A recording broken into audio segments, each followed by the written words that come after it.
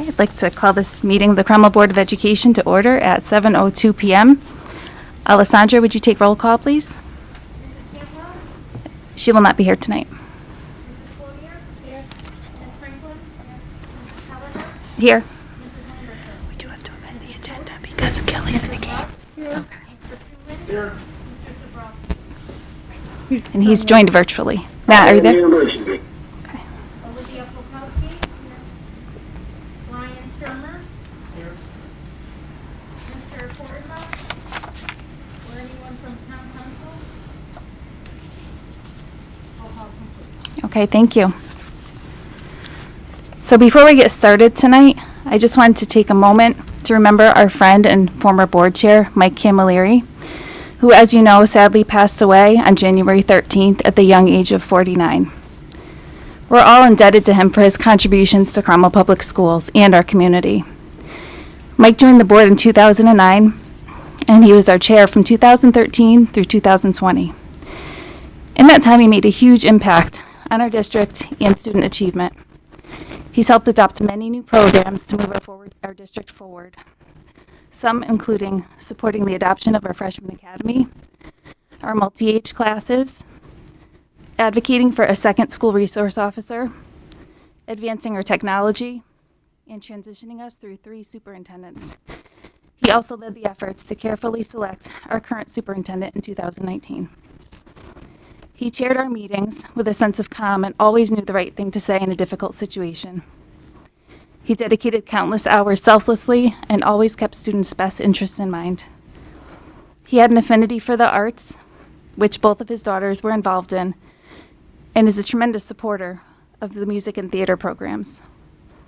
Mike made so many close friends during his time on the board and always welcomed our opinions as well as gave the encouragement for us to grow in our roles.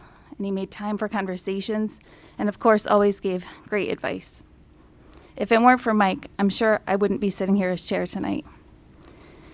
In his memory, we've engraved the base of this gavel here that he used at our meetings in order to keep his memory present with us as we carry on without him and aim to lead as he would want us to. And I know Dr. Macri has some sentiments she'd like to share as well. Good evening, everyone. I'm sorry I was a couple minutes late. We were honoring Kelly Maher for her 300th win. So I decided I was going to speak off the cuff tonight about Michael Camilleri. I got to meet Mike during the interview process for a superintendent. I remember getting a call as I was applying for the position that maybe I came up in a few surveys as someone of interest that maybe might be a good fit for Cromwell from one of the it was Joe Arardi at the time. He was leading the search, and I said I honestly would love to come to Cromwell. There's so many great things, and I hear how supportive the board is of everything and how wonderful it is to work with Michael Camilleri. Once I went through the process, a lot of people told me that I would really like Mike and get along with Mike. What happened with Mike is that we became like brother and sister. Mike allowed me to be who I was, to be passionate and to have an opinion and to not always do exactly what he may have wanted me to do in particular situations. We would eventually grow to even become more, we would see each other in a light of where we understood it more about each other because of our nationality. And he would say, I'm getting Sicilian on you, and I would say, I'm about to get Calabrese on you, and that's probably a little scarier. And he would always say, I'm going to play devil's advocate. And I would say, oh no, here we go. And it wasn't always perfect. Our conversations were not always perfect. We didn't always agree on every single solitary thing. But by the end of our conversation, we agreed to be respectful to each other and to continue the conversation so that we can get to a point that was in the best interest of students. And I truly believe that Mike had the best interests of students in mind all the time. And his passion came through so often, so many times in conversations. And then eventually he would say, you know what, you're the superintendent. I hired you. If you want to do it that way, go ahead. You could do it that way. But he would always say, I just want you to think of all things because I really want you to be successful. I think you are good. You belong here. You're a good fit here. And that was really what he wanted for me. He did see me as a sister, and I eventually saw him as a brother. I remember how passionate he was about the arts, and I have a nephew who's incredibly passionate about the arts, and Mike has 2 daughters that are, and my nephew and his daughter, his oldest daughter went to observe my nephew in a classroom, and I knew they would hit it off so well, not just because of their love for music, but their love of family. That as I noticed more and more things about Mike, of what we had in common, was that love of family and how his family always came first.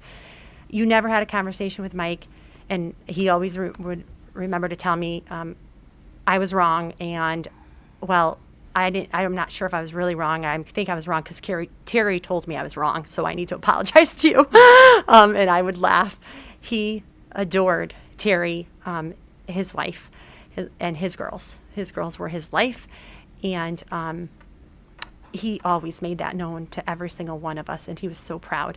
But he also made such an impact on so many other kids. And one example, when I talked to Mr. Kuckle about Mike passing, was, how are we supporting Jessica's friends, and so they can support the family. And Mr. Kuckle said to me, a lot of kids came down today because they personally had a relationship with Mr. Camilleri, because he took the time to listen to kids and talk to them and get to know them. So we had a lot of students who may not necessarily were friends with Jessica or Megan, but were friends with Mike, and Mike took the time to get to know them. And the loss for the community is really huge. And over the past few months, as Mike would update me and we would talk, he always stayed positive about what was happening to him. And I truly believed, even though we look it up, that he was going to make it, and he was going to be okay. And he didn't lose hope. He was always positive about everything. And he always checked on everybody and always asked about everyone. And I feel blessed to have known Mike. I asked him to tell my dad that he gave his little girl a chance. And I really do believe that Mike, in his final words to people, he did ask Terry to reach out to people, and he wanted to make sure that he explained how important you were to him. And he, in his days when he was passing, he still did that. And I did receive a text message from Terry, saying goodbye, and I told that he cared about me and respected me, and that I cared and respected him, and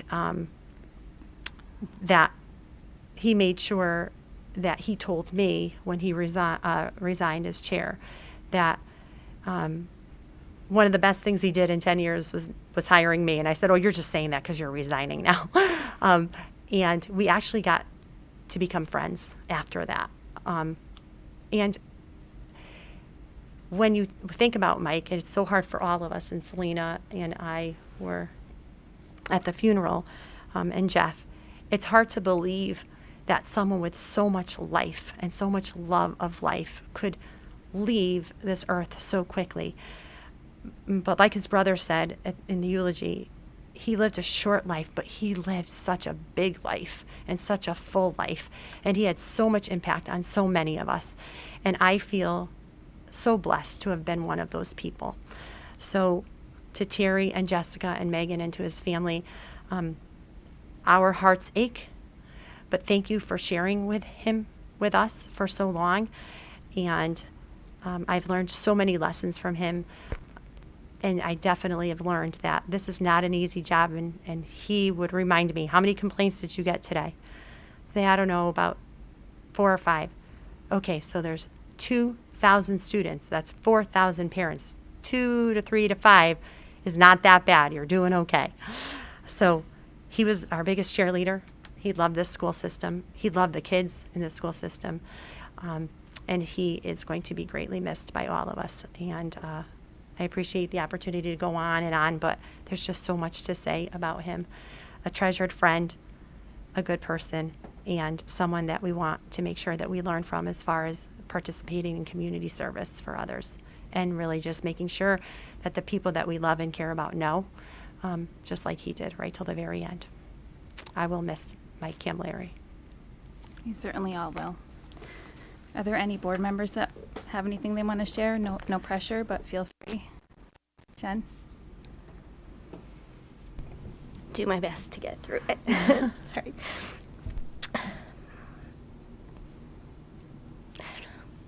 Someone else might have to read it for me. I'm sorry.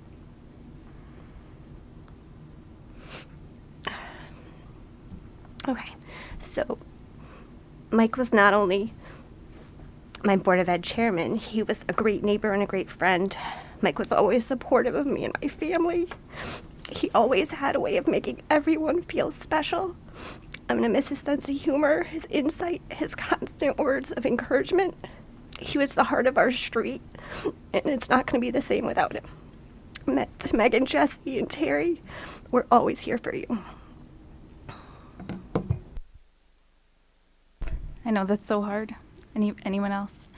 I think there may be some members of the public, former board members or administration, anyone that has anything they'd like to say. There's an opportunity to come up to the podium. Just, I think, Mr. Flanders, would you like to come up?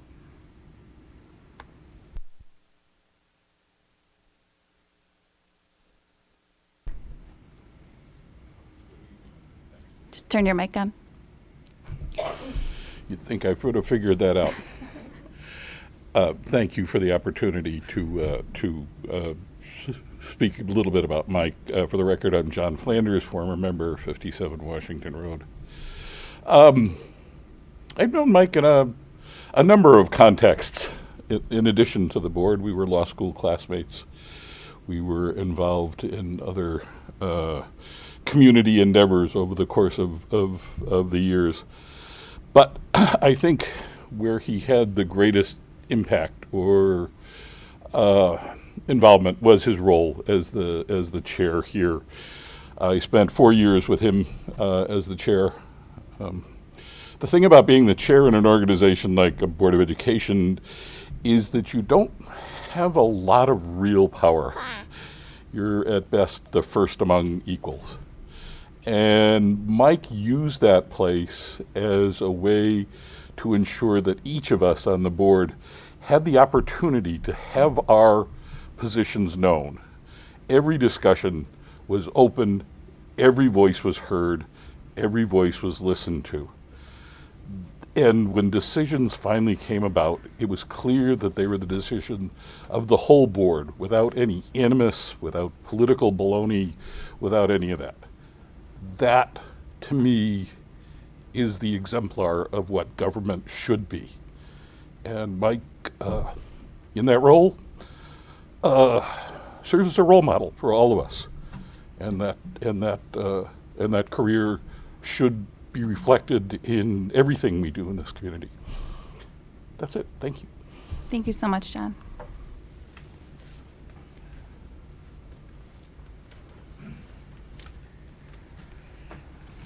Good evening.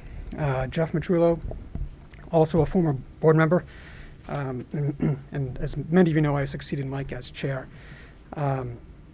Just thinking about this a lot, I think the reason Mike's passing stings so much is that Mike is what I think the industry calls a super connector. He knew so many people in the community and just connected all of us. And as I look in this room, I probably wouldn't know many people here unless, because if it weren't for Mike. So without him, it sort of feels like the house of cards fell down. But it's up to us to continue those relationships even without Mike. I also knew Mike in several capacities. I met him in 2005. We started working at the same law firm. And on my first day on the job, the senior partner said, if you want to be successful, be like Mike. So he was my first mentor, and I carried his bags, figuratively. I just did everything that he did. And a couple of years after that, My wife and I were looking for a place to buy a house, and Mike said, "Oh, checked out Cromwell." So no, I haven't. So Mike showed me around and took me canoeing on the Mattabasset. So literally, it's because of Mike that I'm in this state and I live in this town. A couple years after that, Mike said, "Oh, there's a spot open on the Board of Ed. Would you be interested?"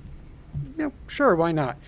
I guess where I'm going is Mike was such a great leader. If his name was associated with something, that was good enough for me, and I wanted to be a part of it. But each of those stops along the way, it came a time where we had to go different directions. And that wasn't always easy because Mike was just indispensable to the team. I remember when Mike called me to tell me he was leaving the law firm we were both at.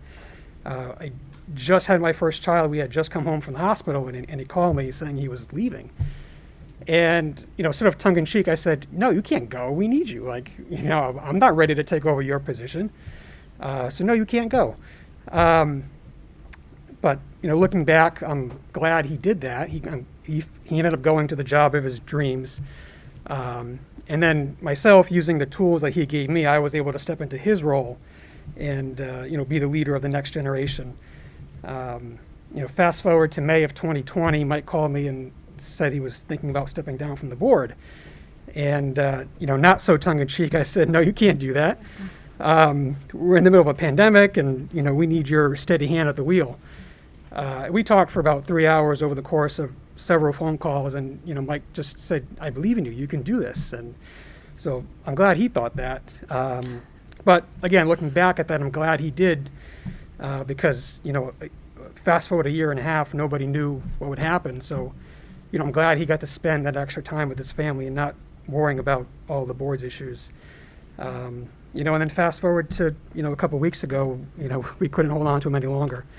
But we can remember everything that Mike taught us and follow in his example. So I applaud the board for engraving Mike's name on the gavel, because I think anybody who taps that gavel in the future should understand how important Mike was to the community. So thank you. Well said. Thank you so much, Jeff. Okay. Is there anyone else that would like to speak? If not, I'd like to ask that you all join me in a moment of silence for Mike Camilleri.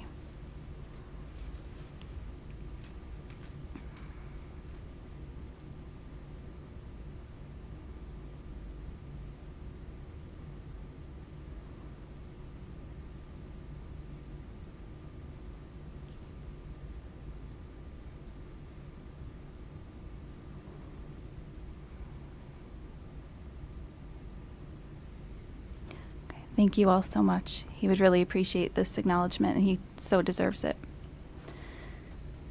Do you want to take a recess, or? You're okay? Okay. Okay. So we will move on to the approval of the agenda, and we do have one deletion, correct, Dr. Macri? We're going to move it down? So we'll do it later? Next, okay. So Ms. Maher, who was celebrated tonight for her 300th win, she's currently coaching the girls' basketball game, so we're going to move that to the next month. We do have, and that's the only one? Okay, okay. Is there a motion to approve the agenda as amended? A second? Okay, all in favor? Aye. Opposed? Abstentions? Motion passes. The agenda is approved. And moving right on to celebrating our faculty and staff. Dr. Macri? Sure. So I'd like to invite Mr. Kuckel to the podium, and this evening we're celebrating Mr. Randall Bennett. If anyone knows me, I like to win, and Coach Bennett made that come true this year in a really big way. So I don't want to steal Mr. Kuckel's thunder, but we're just so proud, and Coach Bennett is, of course, got Coach of the Year, as he should, but he also brought home a championship for us, which was so exciting every step of the way in a year when we really, really could have used it. So incredibly proud, but I'll turn it over to Mr. Kuckel so he can do it more justice. Yeah, absolutely. This is a topic I probably could speak on for hours, and I mean that in all seriousness. It's tough to figure out where to begin in introducing Randall, Coach Bennett. I'll start off first with, our football program was the only program, or the sport was the only sport in the state of Connecticut that, due to the COVID-19 pandemic, was shut down the previous year. So this football season took on special meaning because we had a group of student athletes and a coach, a group of seniors the year before who had missed out on their opportunity to play their last season in front of the fans. And so when this team came back this year, Coach Bennett, through many conversations, was confident, knew we had a good team, but what impressed me, and I think what impressed a lot of people, is that our student athletes worked, and they worked through the pandemic. They were in the weight room, they were working out with Coach, they made sure that they were getting bigger, faster, stronger. And that's a testament to Coach Bennett and the leadership qualities that he exhibits. He understands what it means to win, and he also understands what it means to lose a season and not have a varsity season, because for those that don't know, Coach Bennett was part of the beginning of our program here at Cromwell High School. In his first, I believe it was 2 seasons, it was JV. No varsity contest, and nobody really wanted to play Cromwell then because we had probably the best JV team in the history of the state of Connecticut. As you can tell by Coach Bennett, he was a star lineman on the team. And so he understood what it took.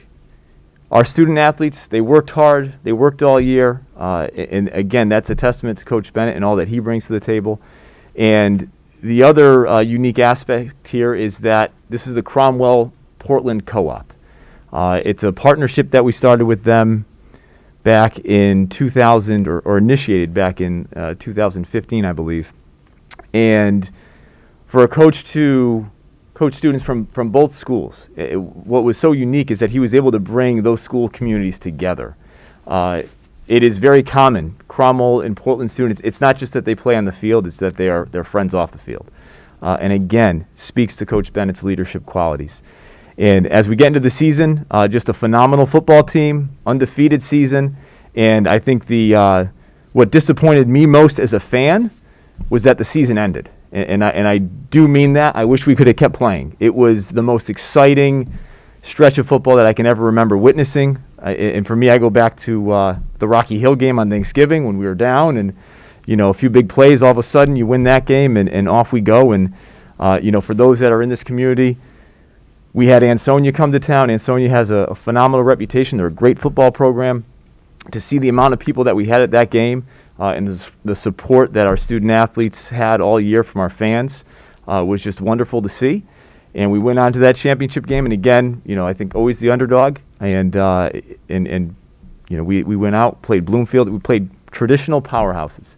And again, it all had to do with that championship was not won on that Saturday morning down in Trumbull. That championship was started to be won 2 years ago, when through his leadership he kept that team together, he kept them working, playing hard, and so with that, I'd like to introduce Coach Bennett as recognition for winning our second state championship here in Cromwell High School history. Coach.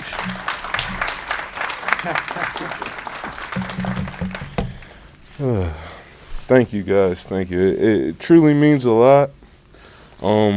We had a bunch of kids that really just felt like exactly how I was in high school. The underdog role, not really feeling like people believed in you, and we kind of heard that all year, and it kind of just helped us get through. Those kids really stuck together when they started to hear, you guys aren't good, you don't play anybody, those types of things. And I think it's the pride that comes from this town, these two towns, just being the little guy.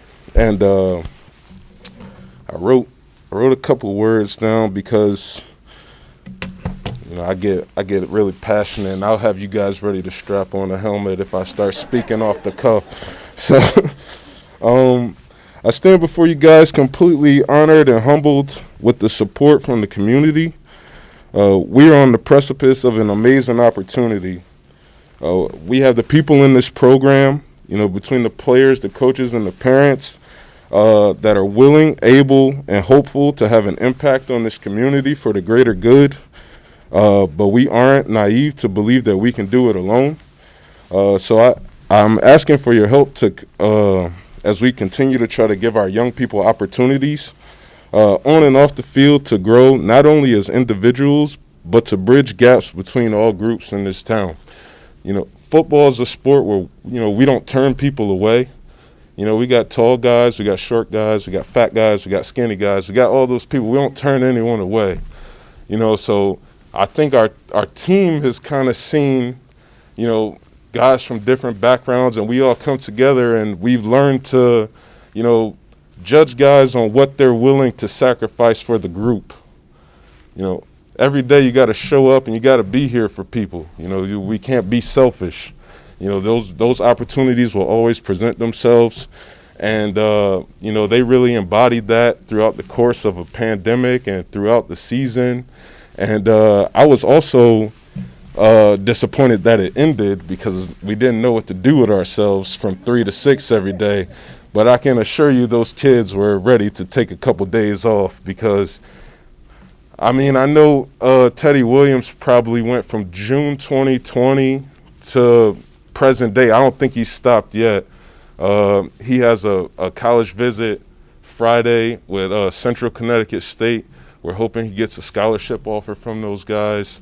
You know, we have other guys that we had 6 seniors, so don't worry, we'll be back next year. But of our 6 guys, you know, those guys are starting to figure out their plans, and it's exciting for not only them, but for the young guys to see that all this hard work and all these days that we put in, you know, there's light at the end of the tunnel and those things will pay off. So again, thank you everybody for your support, and I can't wait to see you all out there in August cheering us on again. Thank you.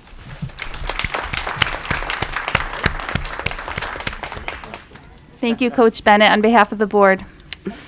He's out of here. He's off to the weight room, actually. Yeah, no rest. All right, so I'd like to have Tim Daly come on up to the podium. He's a Cromwell High School senior, and he is a member of our news broadcasting class. And I reached out to Mr. McGuff and Ms. Barkowski, the news broadcasting teachers, for just a few words as to you know, Tim in class. Being one of the only seniors in class, he immediately took on a leadership role. At first, he said he was a little unsure about getting in front of the camera as an anchor or reporter. But that quickly changed when he jumped into action, chasing down bus drivers, looking for an interview for his Fox 61 student news package on the shortage of bus drivers. Tim had this project idea from the start of the school year. He recognized that there was a problem and wanted to bring it to everyone's attention, locally, nationally, and statewide.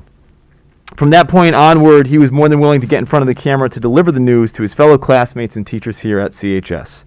Tim's contributions and willingness to step into the role as needed truly shows his ability and dedication to news broadcasting. And we do have, for everyone to view, the news broadcasting video from that aired on the student news, Fox 61 student news.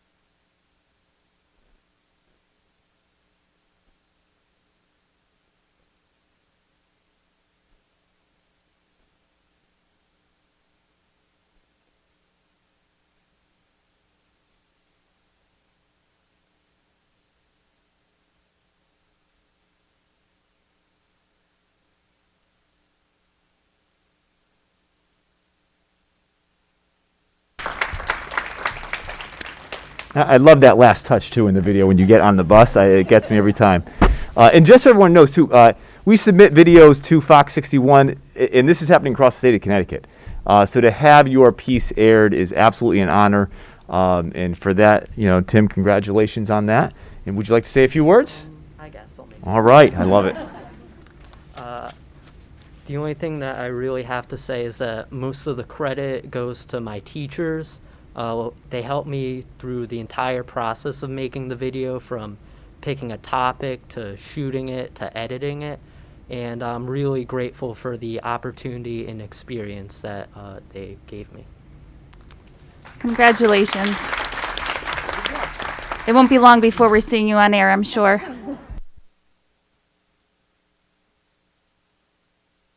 Oops. Next on our agenda is correspondence. I do have just one piece that I received from Cabe, and it's regarding Mike Camilleri. It's Dear Chairperson Kelleher and the Cromwell Board of Education and Community. On behalf of the Connecticut Association of Boards of Education, Board of Directors and staff, as well as our members throughout the state, please accept our deepest sympathies for the untimely passing of Michael Camilleri.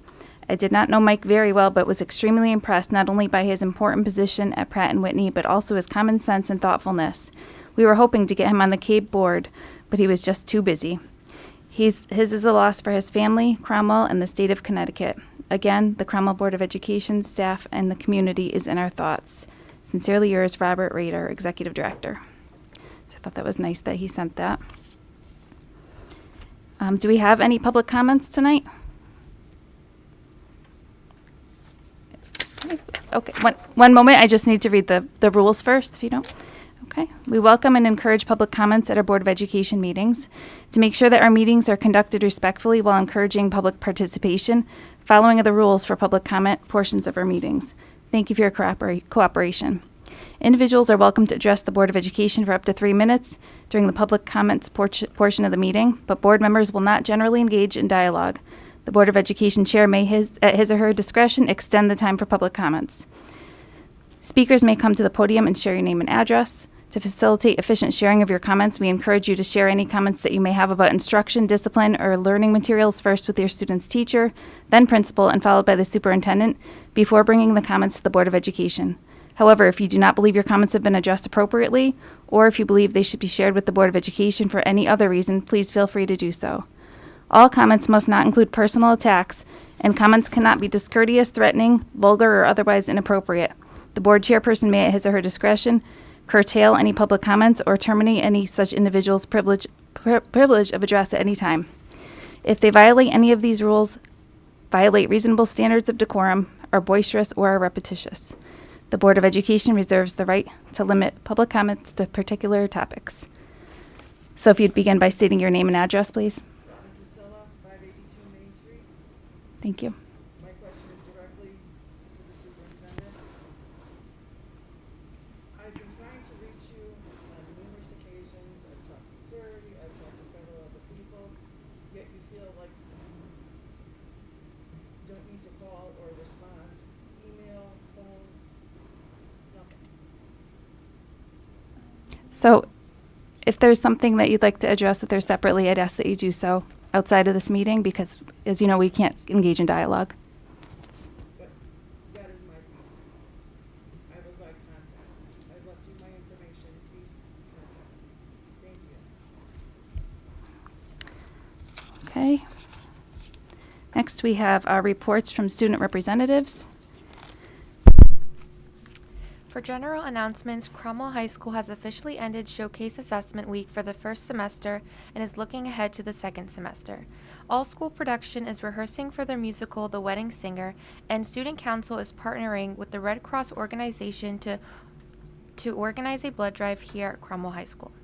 For sports, today the girls' basketball game has a game against Old Lyme. They will play North Branford tomorrow. The boys' basketball team also played against Old Lyme today, and they will also play North Branford Thursday. The Unified Sports team had a basketball tournament today in Westbrook. The wrestling team had a match yesterday against Old Lyme. The boys' swimming and diving team had a meet today against Avon.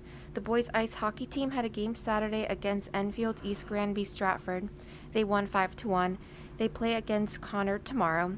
And finally, the boys and girls indoor track team have an upcoming Shoreline invite meet Friday. Thank you, Olivia. Are there any questions from the board members? No? Okay, we don't have anyone here from the middle school. So next we have reports of liaisons from the Town Council and Board of Finance. Don't think we have Town Council, but we do have Board of Finance. Brian Sturmer.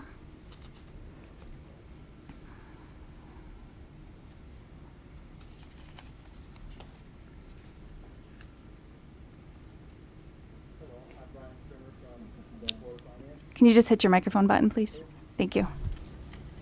There. I'm Brian Sturmer from the Board of Finance, and our update for this month is to review the last meeting we had was December 16th, and there was 2 motions on that meeting that were very relevant to the Board of Education. So the board made a presentation, and afterward 2 motions were made.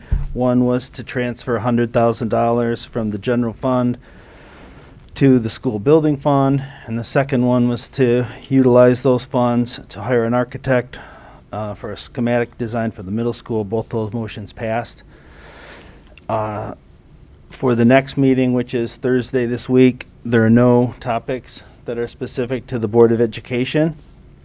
The Board of Finance is right now preparing for the budget season, which is coming soon.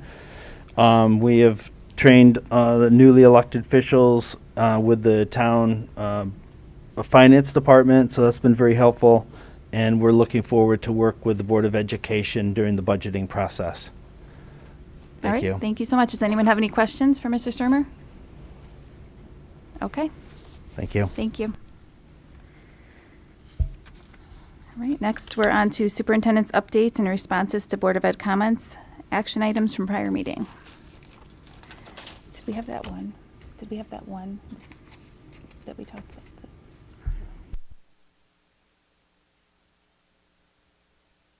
Oh, we did. I'm sorry. I'm sorry. I completely forgot. I did send an email to the Board of Education ahead of time, and I was supposed to talk about it tonight.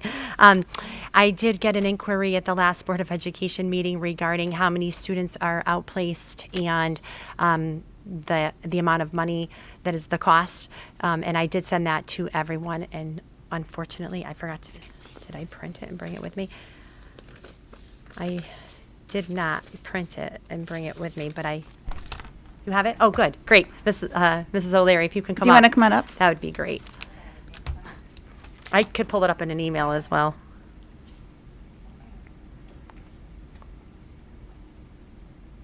Hi, everyone. Let me just grab the...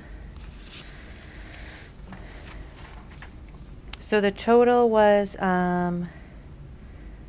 30 outplacements. That's what Enza had emailed you.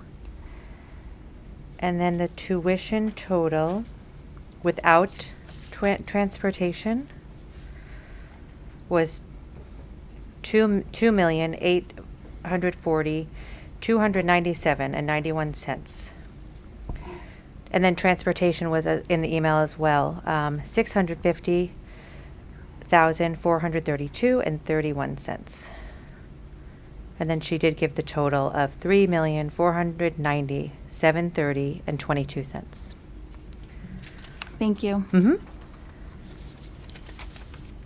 Nothing other than that then, right, Dr. Macri? No, I just, like I said at the last board meeting, it's contentious times in education for everyone. And I will not be harassed or bullied or threatened, and I will not allow my teachers or my staff to feel the same way. So with that being said, anyone who does have that type of behavior, especially threatening behavior, it doesn't do anyone any good to address it. So I address everyone that comes to me. Sometimes conversations get heated, and that's okay. We're talking about something very passionate about children. But if I'm not talking about anyone's child, and I'm being threatened, or my staff is being threatened, there is no purpose for the conversation. So I just want the board to know that I address parents all the time. And I don't take threats to my staff lightly or to myself we're here to do a job, and that's to protect and do well by our students, and that's what we will continue to do. So under new business, we have the reopening plan update. Okay, so quickly, I feel like we're repeating ourselves over and over, which is a good thing almost, because it means that maybe there's a little bit of normalcy. Mrs. Hansen shared the active positives with you a couple weeks ago. It's going in the right direction. It's still kind of high. We're at 138 total, and we have 37 students at ECS, 14 staff. I'm sorry, 37. 51 total, I'm sorry. And 27 total for students. We have 51 total, 14 staff, 51 total. I'm sorry, it's 2 different weeks. I'm sorry, she just didn't. Is Jillian here? Oh, you are here. Oh, I'm sorry. I didn't see you. I'm sorry. I was trying to figure out your math here. I'll do it while you're up there.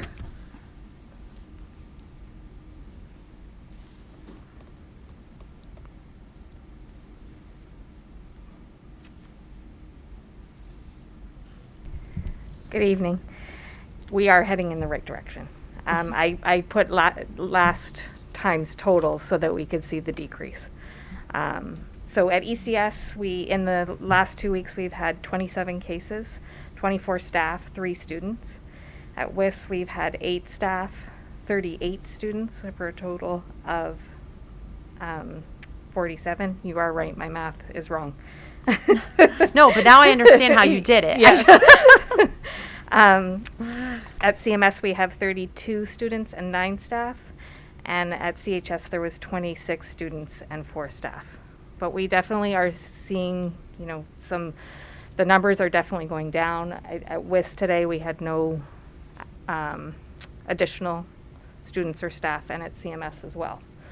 So. Can you repeat the ECF? Yeah, it was 24 students and 3 staff. Okay.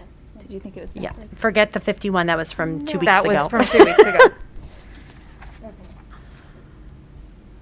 That makes sense. Does anyone have any questions for Mrs. Hansen while she's up here? No? Okay, thank you. Thank you. Anything else in reopening? No, we have enough of kits, testing kits. If any student or staff needs to be tested, they're symptomatic, we have those available. We also have masks, more N95s came in, so there's enough for everyone. They are given to us just for staff only. However, if students who are older, they will fit on a student's face. So if they would like one, obviously we share as well. But we're doing okay with testing. Jillian just shared this information with you. Our teachers, our staff, amazing. Our kids are really getting to do a lot of things that they haven't been able to do in a long time. And when we go through a surge like we just did, it's like I feel badly for them because we're giving them something and then we have to take it away.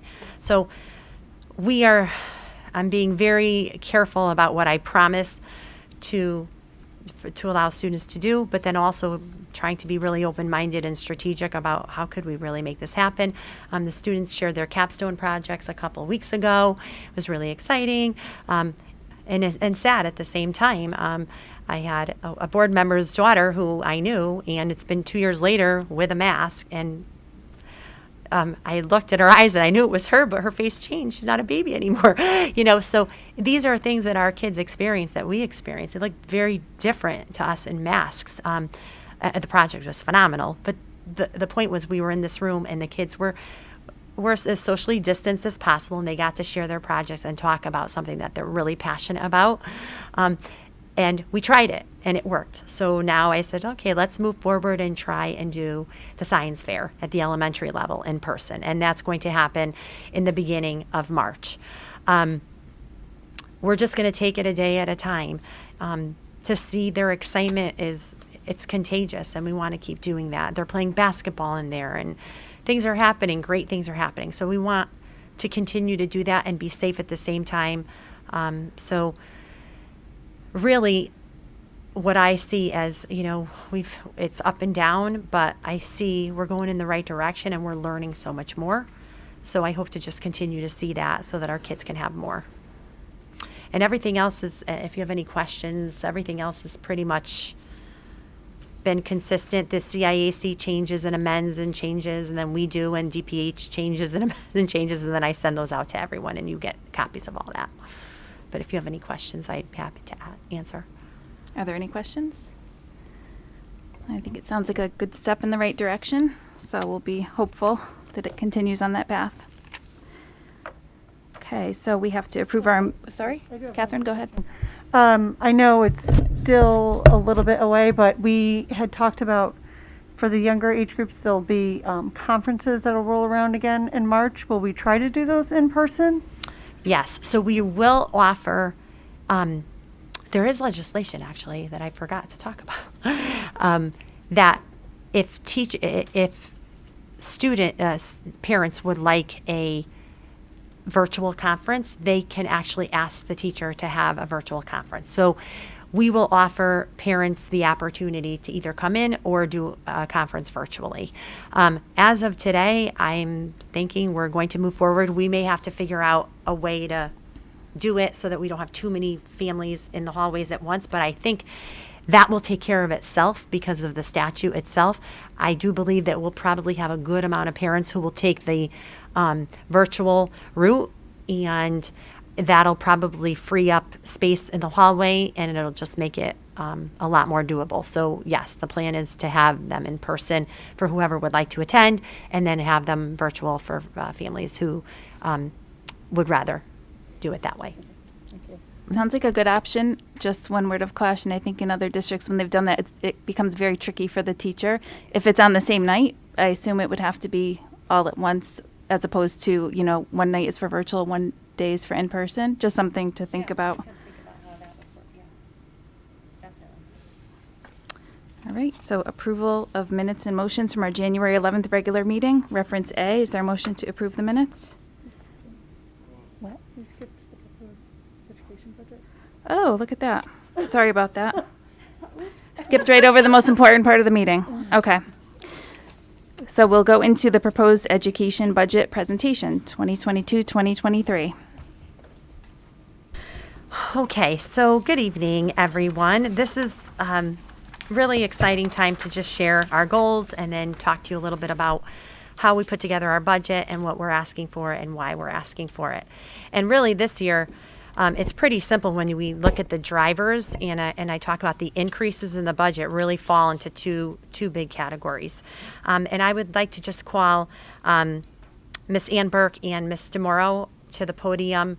I'm going to run through most of this, and then I will hand it off at certain times, so that they can talk to you about some of the things that we changed in order to help inform new board members on this process, because it is very overwhelming. So you could stop us and say, wait, explain that again. We could tell you where to go in the binder. And then obviously opportunity for questions during and later. So here's the mission of our school system. It's placing students first, and it's been, that has been the mission of Cromwell Public Schools, and I love it, and we're going to continue on that path. We are really looking at 4 areas of continuous growth, and we obviously want high impact learning. And what does that look like? We can get into a little bit later. Personal growth, that's for students and adults. Equity for all students and adults. And technology and intellectual agility. And we know that's those are 21st century skills, and in order to acquire them, we have to be committed. So our Cromwell Public Schools goals are on the next page, and these are our goals in relationship to this budget. Okay, so we want to increase academic performance. We want to foster safe, healthy, and inclusive learning environments and post-pandemic supports. That's a big component. Our students are struggling. The daily interaction with our students, not just the academic data, the social emotional data, the real life every single day. Our students are struggling, and so are our adults. This is a whole different way of living, and everyone is in society. We're a microcosm of that society, and everyone is doing the best to come back and deal with situations that we've had to, but we're still not even post-pandemic, but we're trying to become post-pandemic. And that's really hard to do when we're still kind of in the thick of it. Develop equitable, inclusive curriculum district-wide, enhance technology integration, and engage in best practices for leadership and professional development. So with that being said, our budget drivers are our salaries and benefits. They always are in a big budget in the Board of Education. Something I want to draw your attention to, and I will continuously draw your attention to it for this year, is special education for 2022-23, and this year as well. With our students being out of school, obviously the needs of our students have increased.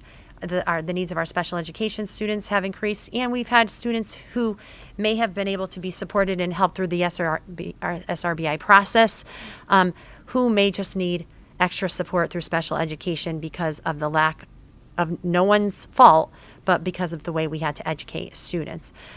Also, the social emotional well-being of our students falls into this group as well, and we'll talk to you a little bit about that. But that's a huge expense and a huge driver for the increase in our budget. Transportation. When we talk about transportation, we talk about the 2.5% increase in the DACO, which we knew and we could kind of predict.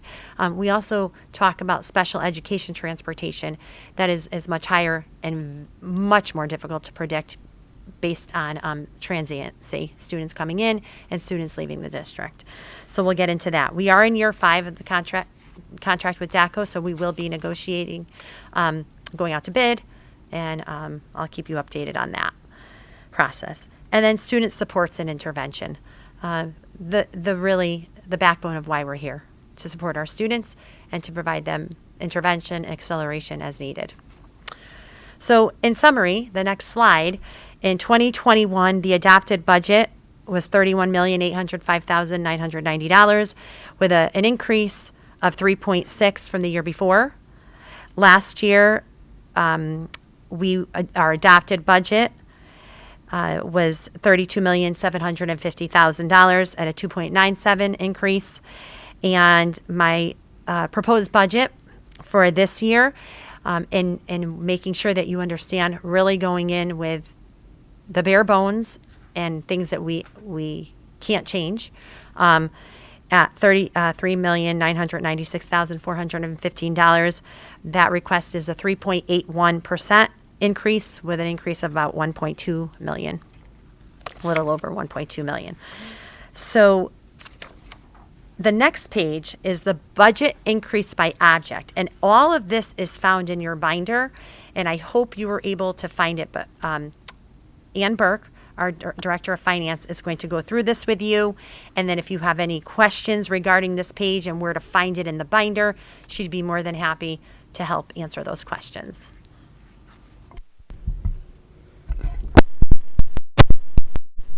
Good evening, everyone.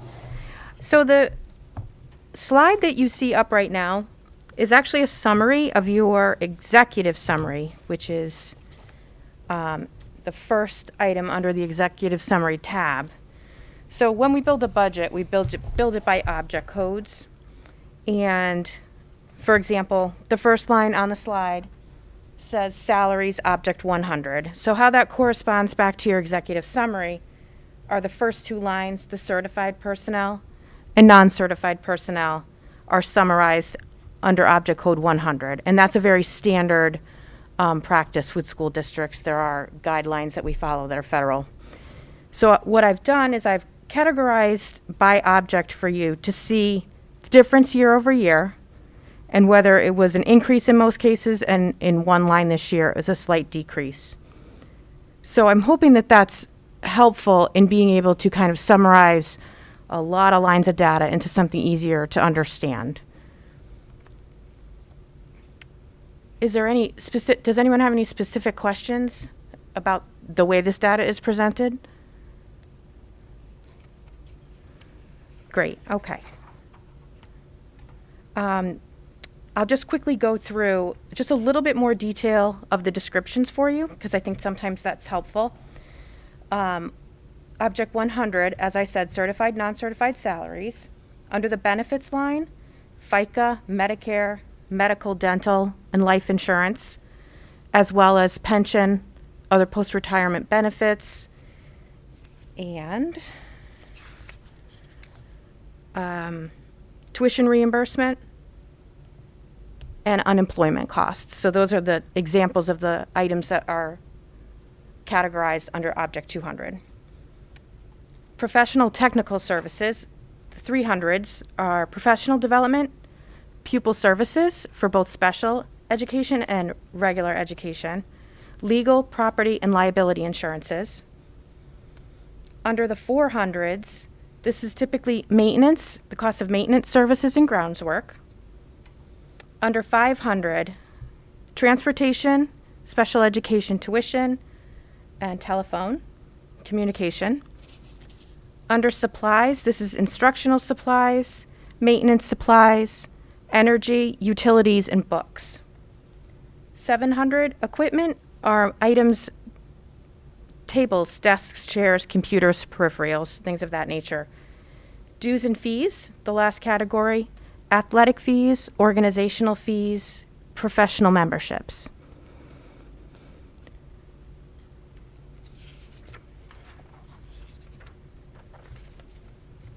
Also in We have one question. Can we pause for a moment? Well, can we just take a pause and discuss how, like, in the past, we've gone through the budget, given you back our questions about specific line items, emailed them to you, we've compiled them and reviewed them, so you had time to go back in and look. So is tonight just to go through the overview and for us to ask questions about the presentation, not necessarily what's driving some of these forces? Those are separate questions we... No, I think it's okay to do either or tonight, and then I had discussed with Selena that we would, whatever questions you have, whether it's about the presentation, what drives us, let's have that open discussion, and then if you need more time to think and submit your written questions, I was just going to ask that everyone does so by this Friday through to the board chair, to Chairwoman Kelleher, and then she will send them to us, and then we'll have Monday, Tuesday, Wednesday to answer them, put them in the packet, and get them back to you in preparation for the next meeting, so you have them ahead of you. Okay. So feel free to ask whatever, and if we don't have the answers, we'll get them. We'll write them down. Okay. I'll let her go through her presentation, then we can go back. How's that? Does that work well? Thank you.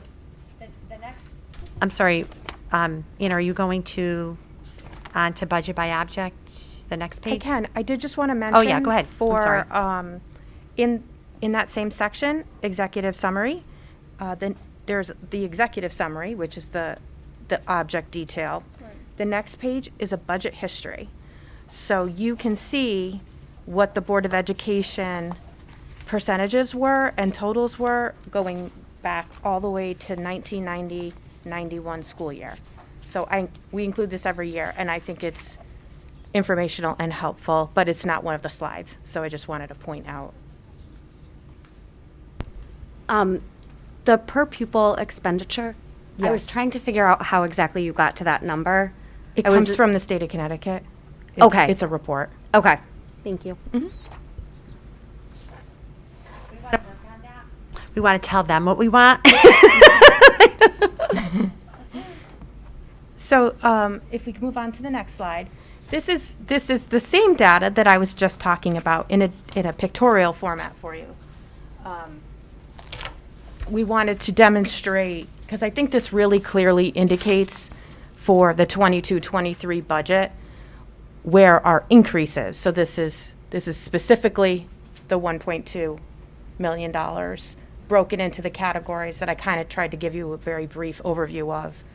And you can see other purchase services, which is our tuition and our transportation, as well as our 100, which is our salaries, are the biggest portions of the increase that we're talking about tonight. So,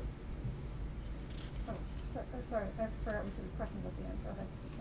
No, you that- can. Go ahead. Yeah, So, no, feel free. 2 questions. The first one is the salaries portion, the 100, Object 100. Does that include adding any additional positions within the district? So the answer to that is no. But what I want you to be aware of that we talked about last meeting is that because of students moving in and out, we had to bring on 4, maybe another paraprofessional. So we're keeping those in the budget, but we're finding ways through grants to try to pay, and so that otherwise we would have been at about an 8 or 9% increase if we didn't try to find other ways to make it work. Also, the only situation right now this year we have an LPN who is working with at ECS to support with COVID because of all the responsibilities that Ms. Hansen has as the nursing supervisor. We also work with registries to have LPNs for specific students, and I won't tell you how many because it'll be identifiable, that are one-to-ones with students. That costs a lot more. That costs a lot more money. What we'd like to do is perhaps keep some of the people that we've hired ourselves, except for that has to go through union negotiations, so I can only talk about it so much. If we have any staff, it'll be replacement of someone on a registrar, so it's not a new position, but it will seem like it is because it'll be someone that we've hired, but now we're no longer paying purchase services, which would be much more expensive. Yeah. Otherwise, we are flat every single, we had to say no to everything because we're trying to stay at a responsible number, so everything else has been no. Okay. Thank you. That was question 1. The second question is a lot of the pupil services, pupil transportation, and the tuition. Tuition is related to students that are outplaced or going to different schools, correct? Yes, that's correct. Okay. The vast majority of it is our outplaced students through special education. Slightly under 300,000 of it is for magnet schools. So there's a tab in your book that does show you tuition. Yeah. So that ties back into the summary this. roll-up. So those are the 2 categories of tuition. So those 3 items in my mind are somewhat tied together. And some of them are driven by grants, but we don't know the grant money that we're going to get in until after the fact, correct? So how does that tie in? It's true. So we have an idea of how much we get in grants. The last couple of years have been very different because we relieved American Rescue Plan funding, an ESSER grant, and that's the 2 years is up on some of that money. We're not going to get again. But the special education, the IDEA grant, that is formulaic, really. We get, I'm sorry, Ann's shaking her head no. I thought IDEA was formulaic. Okay, sorry. The excess cost grant. Oh, yeah, I'm not talking about that. Yeah. I'll so- never talk about that. Ann can always talk about excess costs. It's But confusing. what I can say is that the special education costs, we've already taken out the estimate of what we think we're going to get for the excess cost. Okay. Okay? Is that what you were talking about, Kathy? Yeah. ECS? That was my question, about how we've accounted for that in the budget. And, And we hope they'll give us more, but we never really know. We don't Last know. year was they gave us a little bit more, but we were grateful for anything. But those other grants, you're right, they do expire. Those expire at the end of and this. we're, Yeah. Do we have one more year? we have one more year with ARP. ARP and ESSER are currently September 2024. Yeah. Yeah, So we okay. should, all the And- money's calculated and gone. And our increase in maintenance, is that piece, I know you have the breakout in here that we've looked at and stuff, and I don't know if you want to flip to that tab, but Actually, where did the maintenance increase go? I'm sorry, Ann, I don't have that tab on the top of my head. But is a lot of that increase in maintenance due to items that we're dealing with at the middle school that are significantly higher than they've been in prior years? Not necessarily. Okay. We do occasionally have something new that pops up, and I think, Tommy, correct me if I'm wrong, fire doors was a big issue, and we weren't budgeting for repairs and things of that nature, and so we started budgeting for it, so now it's a little bit higher. There isn't anything extraordinary in those expenses. It's the facilities tab that the majority of them, you'll find them. There it is, hold on. I keep looking at systems, there it is, okay. So you'll see facilities maintenance and grounds maintenance, the first two on that first page under that tab. Yep. And, it's about $27,000 increase year over year. Okay. Could be, and the categories are contract services and repairs. So we kind of go under the assumption that there could be big repairs to any of the schools, really. I mean, the middle school is older and as is ECS. But in this particular section, it would really be in the capital outlay, like a bigger item, if it wasn't typical and recurring. Okay, and this was my question because it gets confusing when we go back to the tab and look. Mm-hmm. And the percentage increases don't necessarily match to what's on the executive summary. No, And that's because always every year it gets me. well, you have to kind of look at it holistically. So in other areas of the budget, you would have 400s, if you will. Yeah. So you kind of have to lay it out. What I do is I lay it out all side by side. So I accumulate every section, every tab to roll up. So the executive summary is not a representation of each section of the budget. It's a representation of the entire budget. So that's why you can't look at one section and then go to the executive summary Right. and find the number that you're looking for, because it's made up of multiple parts. But the one that confuses me often is the other purchase services. It's in curriculum, it's in facilities, it's in this, it's in that. You have to go across to every single one of these and then roll it all up, and then it is confusing, but that's the way we have to follow these accounts and descriptions from the State Department of Education. Everything has to fall into a certain area, and it is confusing. I often go to Ann and say, wait a minute, is this? And she's like, nope, this is in this, it's in here, and it's in here. I'm like, oh my God, okay. That's the confusing part. I know, it's so, it is. So none of this is necessarily specific to any particular item, That's correct. but a combination, okay. Yes. It just seems like a larger increase, but, okay.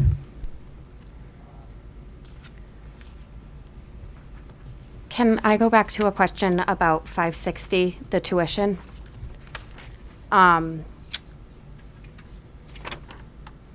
Dr. Macri had sent the email and addressed it that there are 30 outplaced students currently, and the tuition cost is about 2.8 million, which breaks down to about $94,000 a student. Is that correct?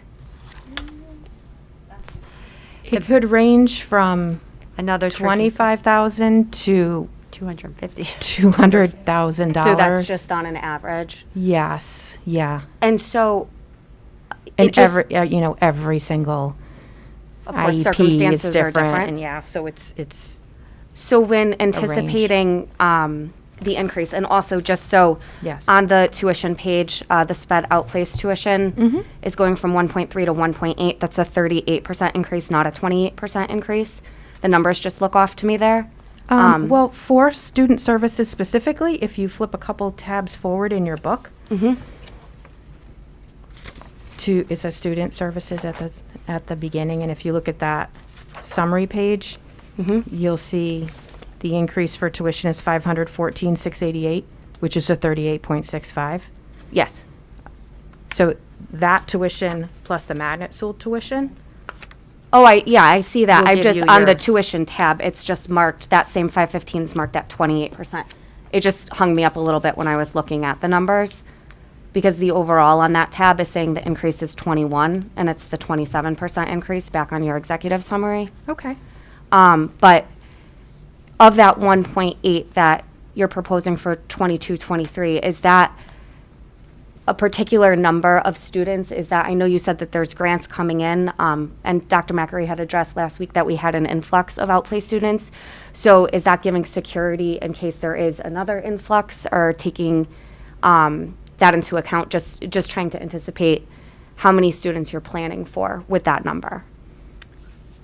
I'm going to pass this to Sarah. Yeah, so Larry. Sure. And that's a loaded question too. We never know. We do the best to anticipate. Siri has a good idea of like preschoolers and but when people just move in and move out, it becomes really complicated, but I'll let Siri take over.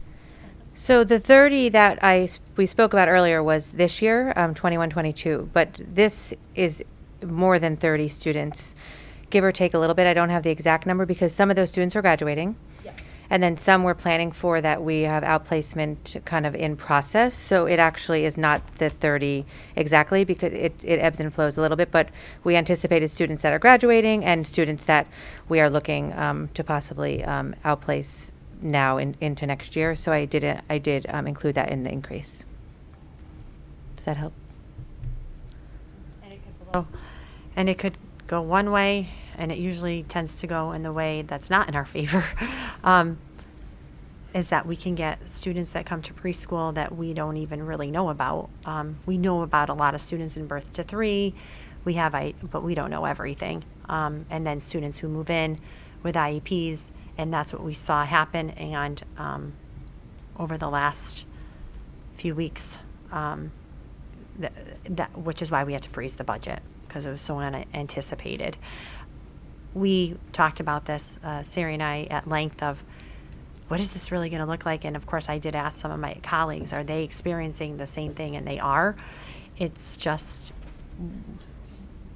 special education is expensive, period, just by its nature. But COVID has not done us any favors, and it's making it so much more difficult to predict than any other time. I had one question for Siri. Sure. For some of the students that came into the district that were outplaced, were they already outplaced in another district and you continued it? Or was it something that this district initiated? Dipti, can you just say that into the mic? I'm so sorry. Oh, Couldn't I'm really sorry. hear you very well. For those students that were outplaced just recently, did they come in to this, were they already outplaced from another district and we continued it here, or was it an outplacement that Cromwell initiated? So without giving too much information, of course, we don't want it to be Right. personally identifiable. We had both circumstances. We had students that came and we had to initiate because we may not have had a program here that they necessarily came from. And then we also did have students that were outplaced, and we continue with the outplacement. So we had the best of both worlds. I know that Matt also has a question on the line. Did you have more questions, Kelly, on that topic? Okay. So Matt, if you can unmute and ask your question. Sure, thanks. Hope you can hear me okay. First off, a comment. This is like reliving trying to teach hybrid. It's reminding me how awful that was. So I'm thinking a lot about these outplacements. I know that they're unavoidable. I know that we're required both legally and morally to provide the appropriate services. Do we have anything currently in-house, or even that we're considering in-house, that could provide similar services? I'm only asking.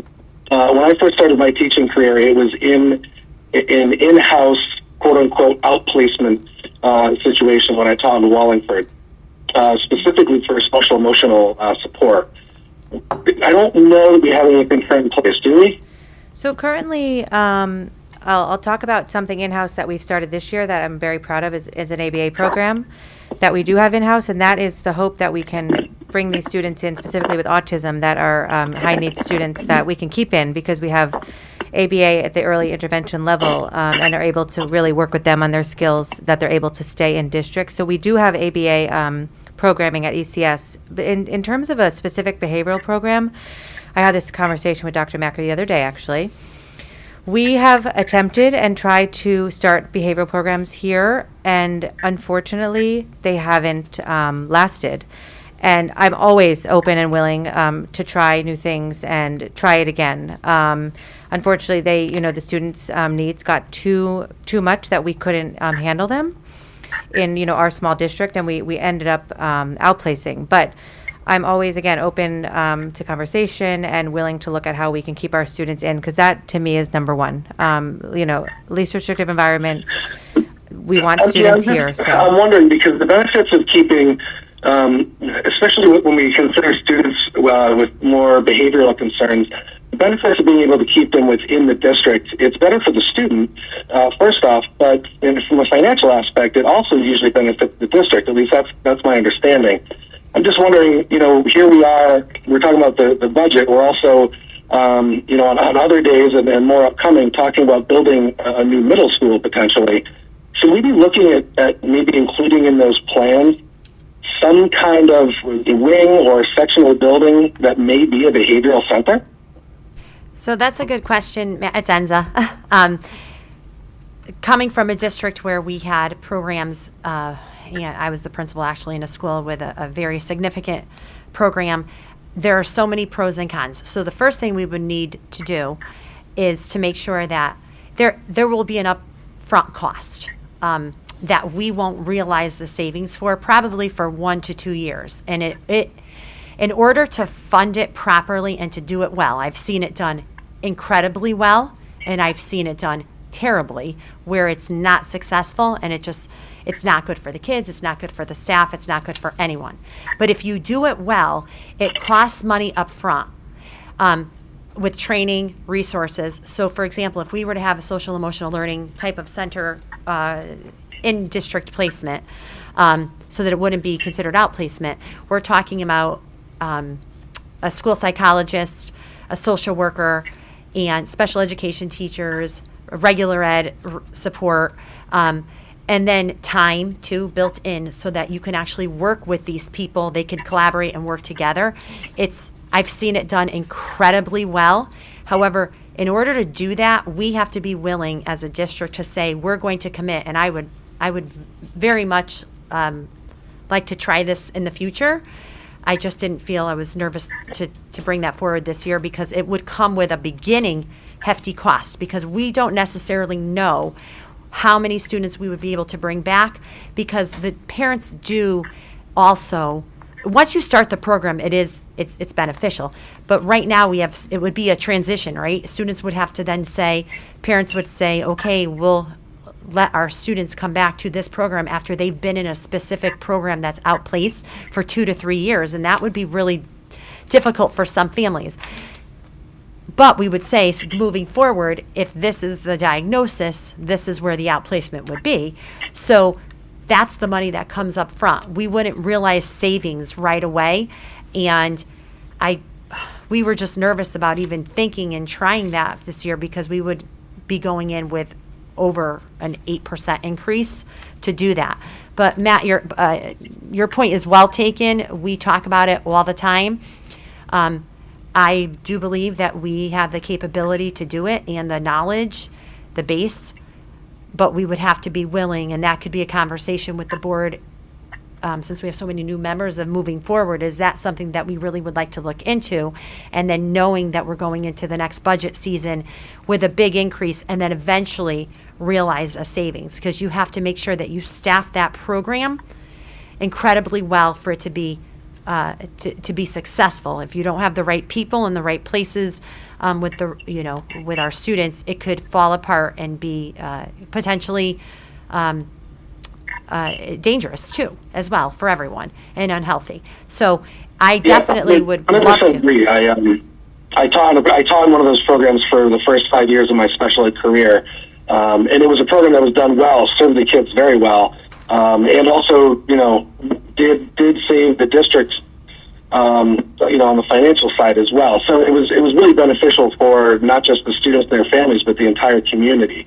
You had the added bonus of, if you have a kid who's in a program like that in the district, it also lowers, your transportation costs. But if you have a student who's half day in the morning, in that specialized program, and then they can do elective courses and so forth at their regular school with their non-disabled peers, that's a huge benefit to that student and their family. Absolutely. I'm just thinking ahead because, here we are, we're actively starting to plan for potentially building a new middle school.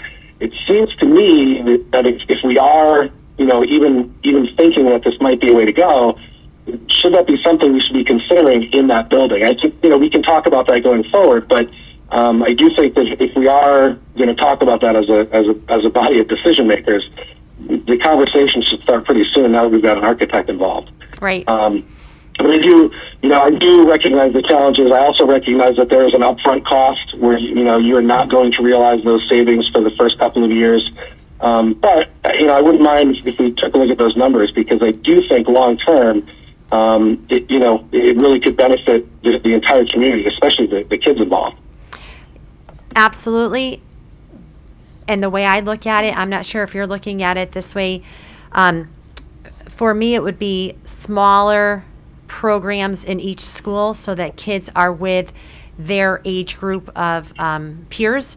So if we were to look at something, for example, like the middle school, it would really be just, it would only impact middle school students.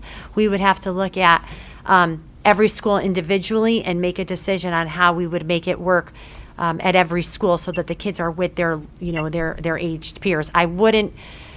I'm not in favor, and I know the state frowns upon coming from a district that had a big problem with that, is putting, the reason why we had to disband a program that was similar where all ages were in one building is because they were not with their age-like peers, and we actually had to disband it, even though there were so many pros to it, I believe.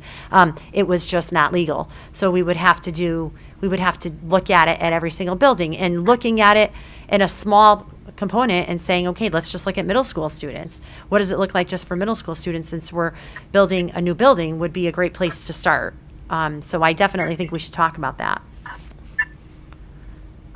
Okay. And then I have another question that's actually separate. When we're looking at salaries, the custodial staff currently does not have, we're currently in negotiations with them, right? Yes. Their contract expires in July, I believe July 1st. Yes. I'm not wondering where we are in negotiations, but how did we determine, or how do we project costs for that for next year, not really knowing what's in the contract?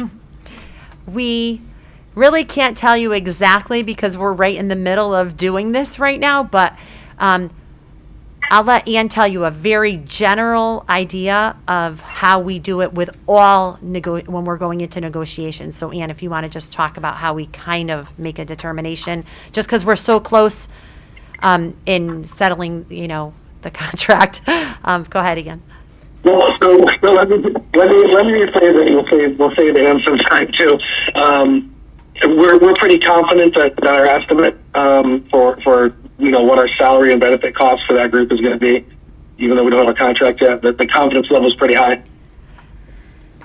Yes, because we have a lot of data that comes from the attorneys to help guide those decisions. So yes, okay. we are. I just want to make sure that we're confident in that number so we don't, see a surprise down the line. Absolutely. Nope. Thank you. Okay, are there any other questions? Very much appreciate it. Thanks, Matt. Jen has a question. No, I think I'm good for now. I'm just going to apologize again that I'm doing this by phone. Okay, thanks, Matt. Jen, go ahead. Sure.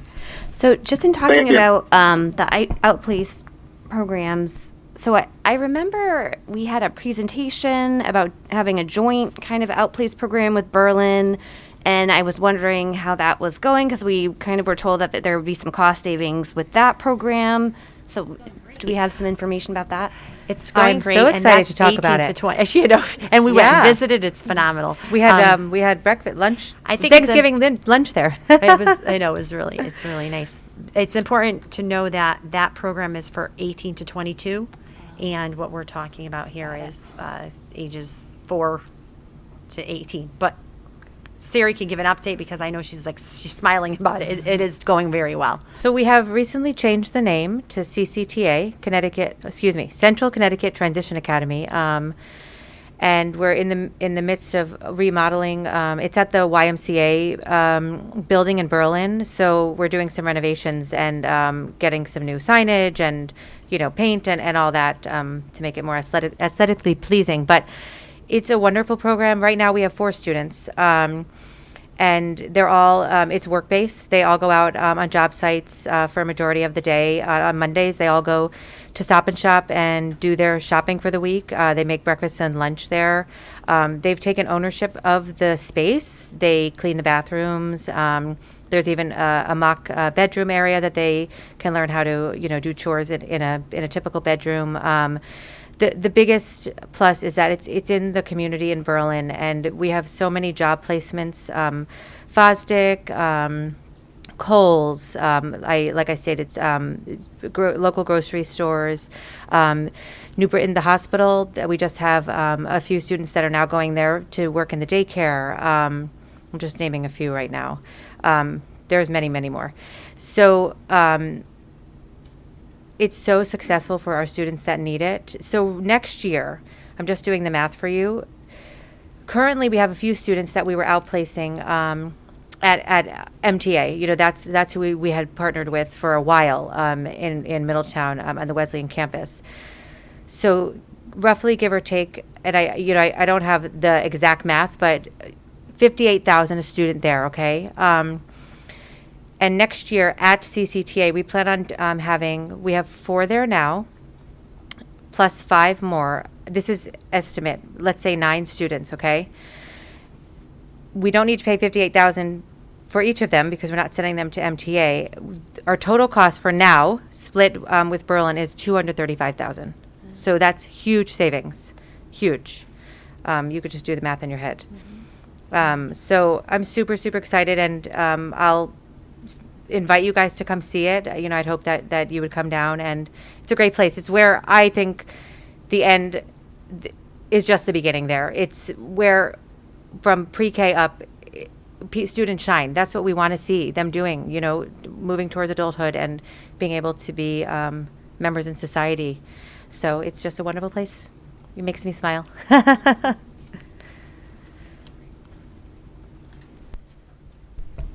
As a follow-up, is that something we can look at as well as to finding, doing a combined kind of outplaced program for our younger students with Berlin? If you guys want to do that, that would be fabulous, but it would be ultra expensive. So everybody's dream, right, is to do this, and I've actually talked about it in the past with Meriden when I was in Middletown about creating this space, right, where you have students from both districts, but then you're accepting tuition students from other schools. But literally, that is opening an entire school. Do I think we have the brain power to do it? Yes. Do I think we have the resources? No. I would need a whole team to do it. And would it save us money again in the long run? Absolutely. But it's too big. It's too big for us to do. You have to be so careful that you're following every single letter of the law and that every child is getting every single solitary thing they need, which is why a lot of people do choose to outplace. I agree. I think there's so much that we can do within district, but if you don't have the proper resources and you don't do it right, it is it's very bad. And I've seen the worst of it, which I can talk to you off a little bit. The worst of the worst. It's national news. So we don't want that to happen. And just one, you mentioned tuition. This is news to Dr. Macri. I didn't tell her, but the director in Berlin let me know that there was an article about the CCTA and other local districts saw it, and they were interested in possibly paying us tuition for their students to attend. So that's up and coming, and the more the merrier, so I'll keep you posted on that.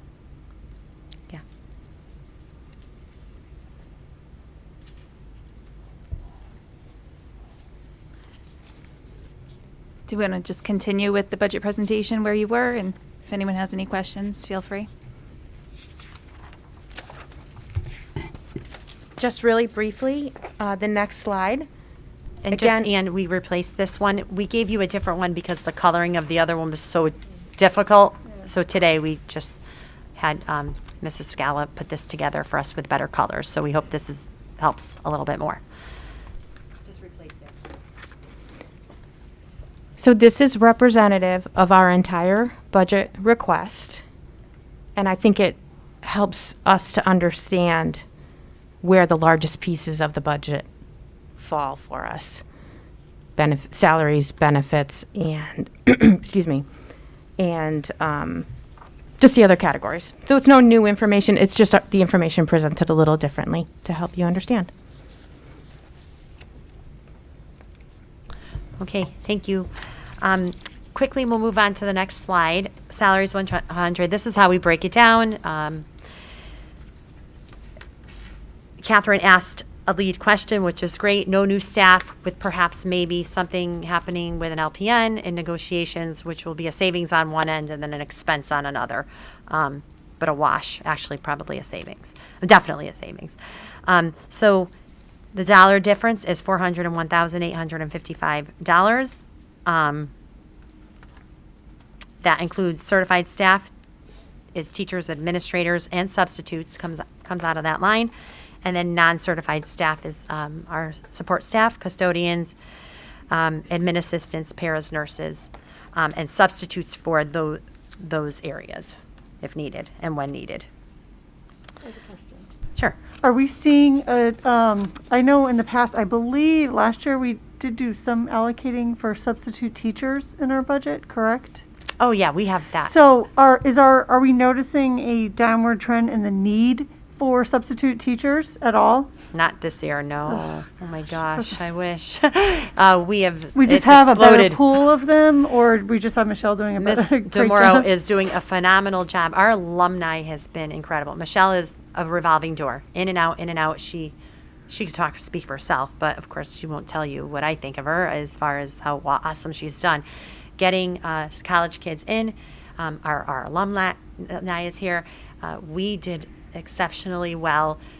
We still had to do coverage, but we didn't have to close school, and we didn't even come close. But I know we had last year where we had teachers that were remote all year, and we needed someone. Usually we hired someone to stand in the classroom with the remaining students, and we don't have that this year. So that's like a reduced cost for us. No, because there's so many people who are quarantined in and out, and so many people getting COVID. And in the beginning, we were doing the contact tracing. Then just we literally were on the phone when we came back from vacation, myself, Michelle, the principals, patching pieces together just because so many people were sick. Well, so I'm hoping we start to see a downward yeah, trend in that. we agree because we need to, because our kids are going back to college. We're nervous about it. So we hope, but our kids have really, our kids are not kids anymore. Our students, our alumni really came through. And our extra staff that we had and help that we've had for doing contact tracing. I know they're doing a lot of other things. They have to track the students' return to school dates and all that other good stuff. But hopefully we'll see a downward trend in those. We hope so, costs. Especially with the contact tracing. That position was an hourly position, so if we needed the position, the person worked, which if we didn't, we didn't. The LPNs have been a huge, it was really difficult road for our nurses, and it still is, but for about 2 months with all the paperwork and everything, if we could get the state to kind of calm down a little bit on the paperwork, because it's so much paperwork. And then you're trying to deal with the kids that are sick in the school, and then you're working with families because of COVID and symptoms, and the phone just rings off the hook consistently. So let's hope that we see a decrease in that. That would be helpful too. I don't have any of those positions in this budget. Okay. I took them. Yeah. That's where I was They're leading out to. for next year. Seeing a downward trend. Hopefully, We're seeing not having them. It's not even in here. No. We're playing with fire, but we have to really be we have to, otherwise I would have come in here with a really significantly high budget. So we have, I tried to be fiscally responsible and just come to you with what we absolutely know. We know this is going to happen, and there's very little wiggle room. I'm sure we're going to be asked to wiggle, but there is very little wiggle room. And there was no wiggle room last year, which is why we're in a freeze in January. And then on top of it, we ended up with the situation that we ended up with. So I don't like to freeze the budget this soon, but we had no choice. Okay, so moving on to the next page, Michelle DeMoro. We'll talk a little bit so that you understand how it works with collective bargaining agreements. She created this wonderful chart. It's very easy to understand once she explains it to you. So go ahead, Michelle. So this was a very busy school year. As you can see, everything in yellow are contracts that we had to negotiate this year. Due to COVID, we did have 2 unions last year that gave us a 1-year extension. If not, we would have been negotiating in April and May. And as you know, that was not really a good time for us as a district. So we did have that 1-year extension, and we started negotiations this year. But just to start off closely, we worked with the admin union, and as you can see, and you go across the GWI, which stands for General Wage Increase, and then you'll see the health benefits, the dental employee cost share, the other increases of cost, the duration of the contract. So for every collective bargaining agreement, I put the duration of the contract so you know how long the contract is, the year the contract starts, the year the contract expires, and when we start negotiating. So to start with the next one, as you see, teachers will probably start negotiating this coming fall for their contract. They will expire the following June 2023. We just finished the ASME union not too long ago, and that was a 3-year contract. And we just finished this year also the UPSU unit, and that's our administrative secretarial or administrative assistants, in our, but it's also our school secretaries and central office staff. And that was a 4-year contract. We had to go in arrears a year for that one. That contract actually had to go back to July 1st, 2020. And MEIU for custodians, as someone stated earlier, we're currently in negotiations. I can't say too much with that contract, but that one does expire very soon. And we also finished this year the MEIU CAF, and that's also a 4-year contract. We tried to take some of these contracts off the same cycle, so when we start to negotiate again, we're not doing 4 or 5 contracts in the same year. We might be doing 2 or 3. And just so you know how the process pretty much works for negotiations for unions, there's 2 processes. There's the Teacher Negotiations Act, which governs the certified staff, which is administrators and teachers. And we're notified by the state of Connecticut Department of Education Division of Legal and Governmental Affairs. So they notify us when it's time to negotiate. And then for the other unions, we follow mirror law, which actually stands for Municipal Employees Relations Act. And for that, we're notified by the Connecticut Department of Labor Board.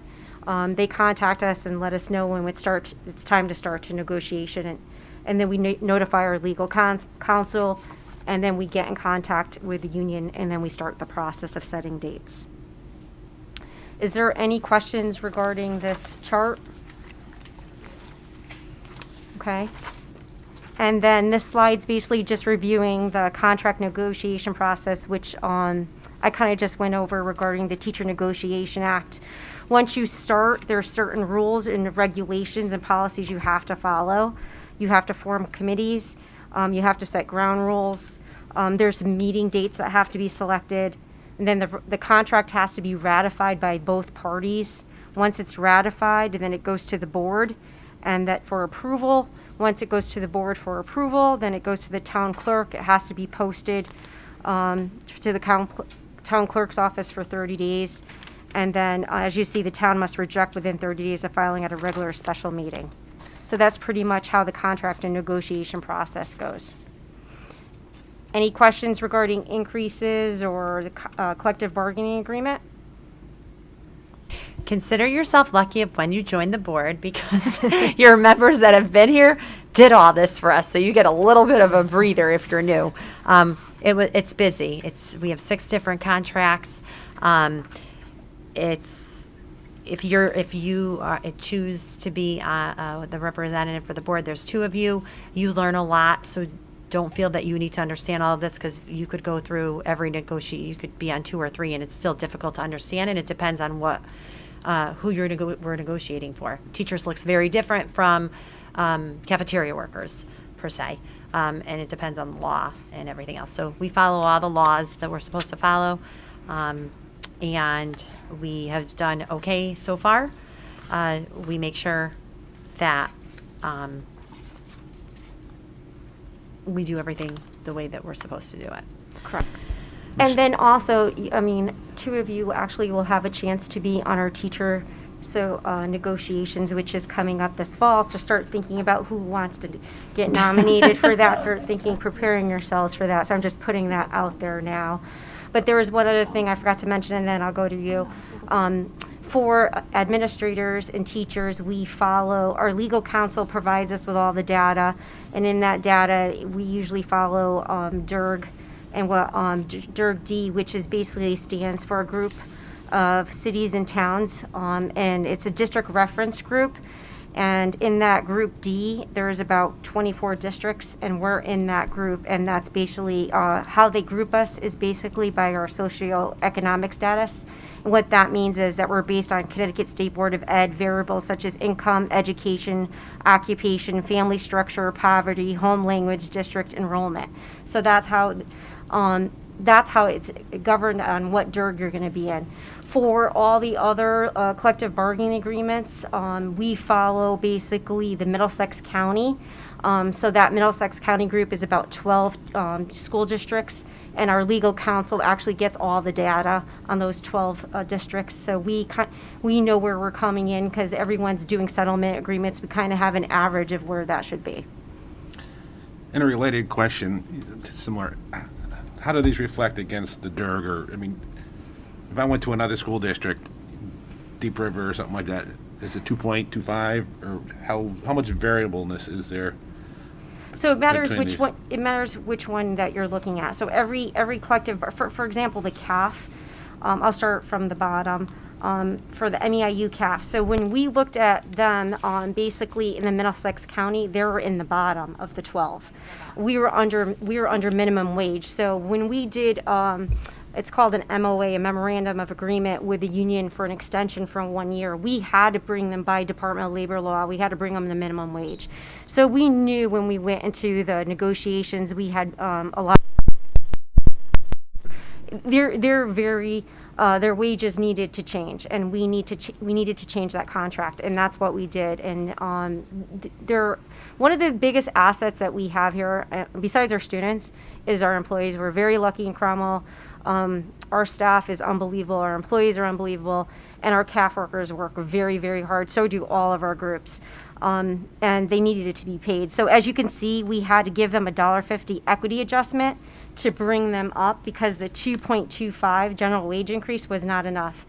And all of our GWIs are pretty much average on what the state settlements were, what were happening in the state. And again, we get that from our legal counsel. It's not something that we go back and forth on our own. Our legal counsel is going to say, it's too hard, it's too high, let's go to mediation. And that would be the next step. You know, in some of these contracts, collective bargaining agreements, we did go to mediation. Because we couldn't agree. So the next step is going into mediation, where a mediator comes in, works with both sides, and tries to come up with an agreement. If you can't come up with an agreement, your next step is going to arbitration. You don't want to go to arbitration because arbitration is very costly and expensive. But if you have to, you have to. So I have to say, I felt that all of our groups did a very excellent job on both sides, and we worked very collectively together, and we did work on coming up with an agreement. It's pretty much statewide. Pretty much. Yeah. Yes. We, looking at the contracts, Alan, we were pretty low in most of our contracts, and to particular areas. The CAF, like Michelle talked about, we weren't even going to be paying minimum wage. We really needed to look at that very carefully. Again, our nurses needed an equity adjustment. We felt we were drop dead bottom for what we were paying our nurses as well. So it's playing a little bit of catch up, and everyone's been really patient. We can't fix it all in one contract negotiation period, but we'd like to be competitive so that our people stay and don't look for other opportunities. Right. And then the longer you wait to negotiate, we negotiated earlier, but the longer you wait to negotiate, the higher the rates were going up. So in many of the contracts, I felt that we did a really good job. And in most of the contracts, we're either, in a nice way, we're right on. So I felt that, like I said, both parties did an excellent job.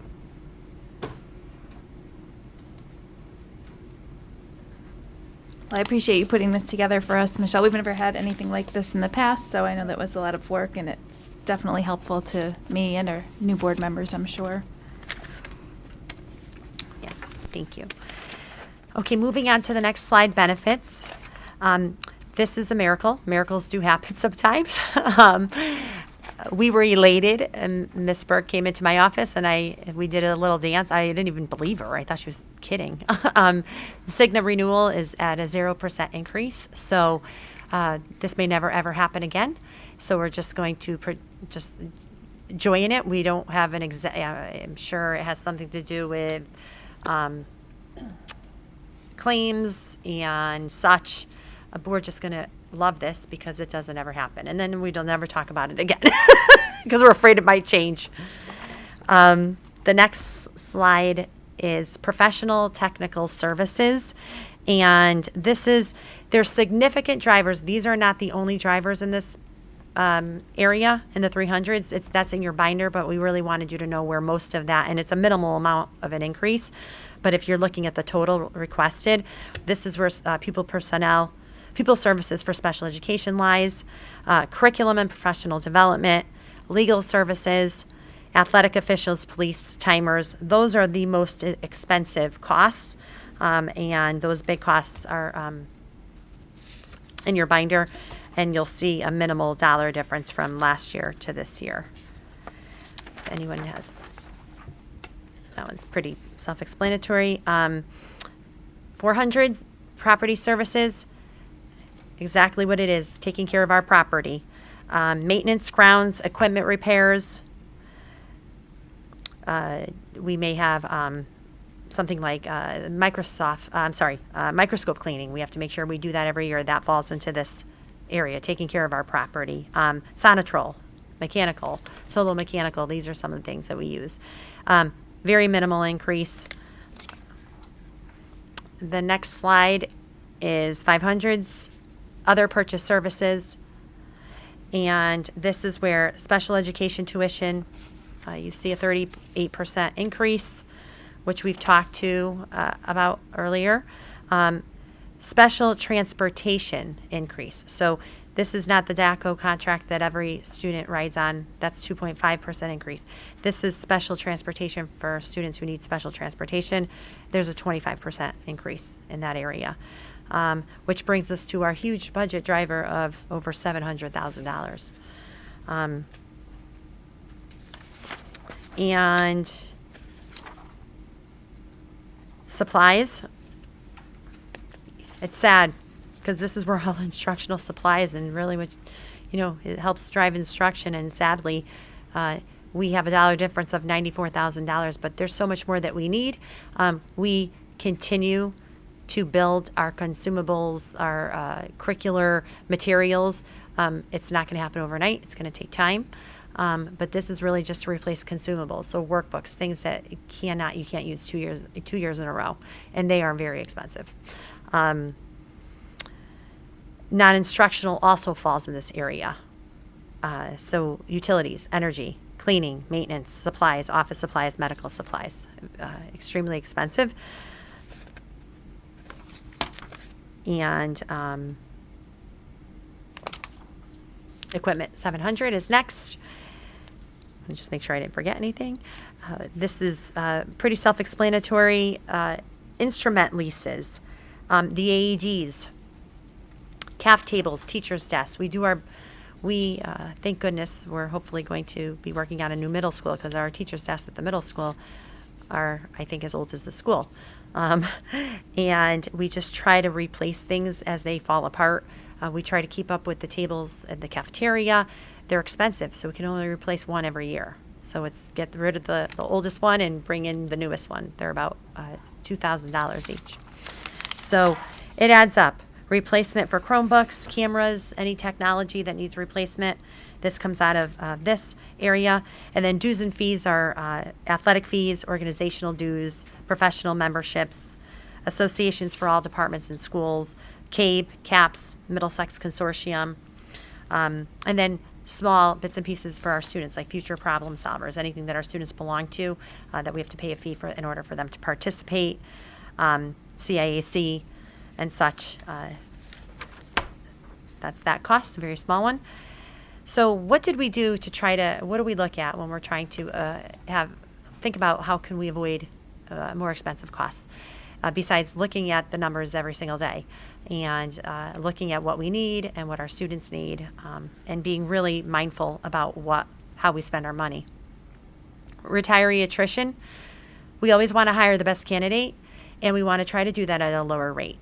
It works out sometimes, and at other times it doesn't. I believe that as time goes on, it's going to be more difficult because the shortage areas of people going into education, it's changing. So if you're looking at the global landscape, the national landscape, it's going to be more difficult to find science, math, music, world language teachers, special education teachers.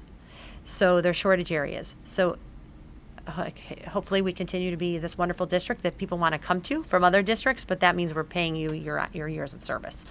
But we will continue to do our best to hire at a lower rate, which tends to happen more at the elementary level because we have more of a clientele, more candidates. And we love to hire our building subs or our interventionists. If they're serving in a role and trying to get in, we know them, we've trained them. They usually will end up taking over a position if we have one. Internal professional development, training, and curriculum writing. Over the last couple of years, that was our focus. My focus was to build our curriculum team. We did not have one. We did not have curriculum. And what we did have was very outdated. We are under the direction of Dr. Carrie McLean. We have curriculum supervisors and coaches, and our teachers are doing the work with these experts to build our curricular units, which you saw the scope and sequence of just one, and hopefully you can get on our website and look at some of the other work that we're doing. We are doing most of the work. The expertise is coming from within. Do we bring external people in once in a while? Yes. It's at a very expensive cost, and that's only when we don't necessarily have the skill and we need to learn the skill. So the people who are actually doing the teaching of that skill. So we really try to do all of our professional development and curriculum writing internally because we have an excellent team. Shared services with the town. Consolidation of district-wide licenses related to curricula. It used to be that district licenses were every school kind of paid for their own. Dr. McLean has taken all of the licensing that is related to students, teachers, and it falls under the curriculum budget, better buying power. We can monitor who's using what, how often, is it needed, is the success rate, we're looking at data, is it beneficial, there's no need for this, or there's a continued need. So that has been very helpful. Shared services with town, they do plow our snow. We do pay for it, but it's at a much less expensive rate. We share our insurance, so there's buying power there, as you just saw, for that beautiful goose's egg that we hope to see in the future, but I don't know if we will. Many other things that we work with the town to try to save money. We talked earlier, Sari did talk about Central Connecticut Transition Academy with Berlin. That's we're starting to see the realization of those savings. This was our first year. Next year is going to be when we actually see some, and we need to, because as you saw, we have a huge expense. And sharing buses with other districts for out-of-district students. Myself, other superintendents in our district, Miss Dowling, Wendy Dowling, Sari, Ann Burke, we don't have a transportation department, so we all kind of do whatever we can.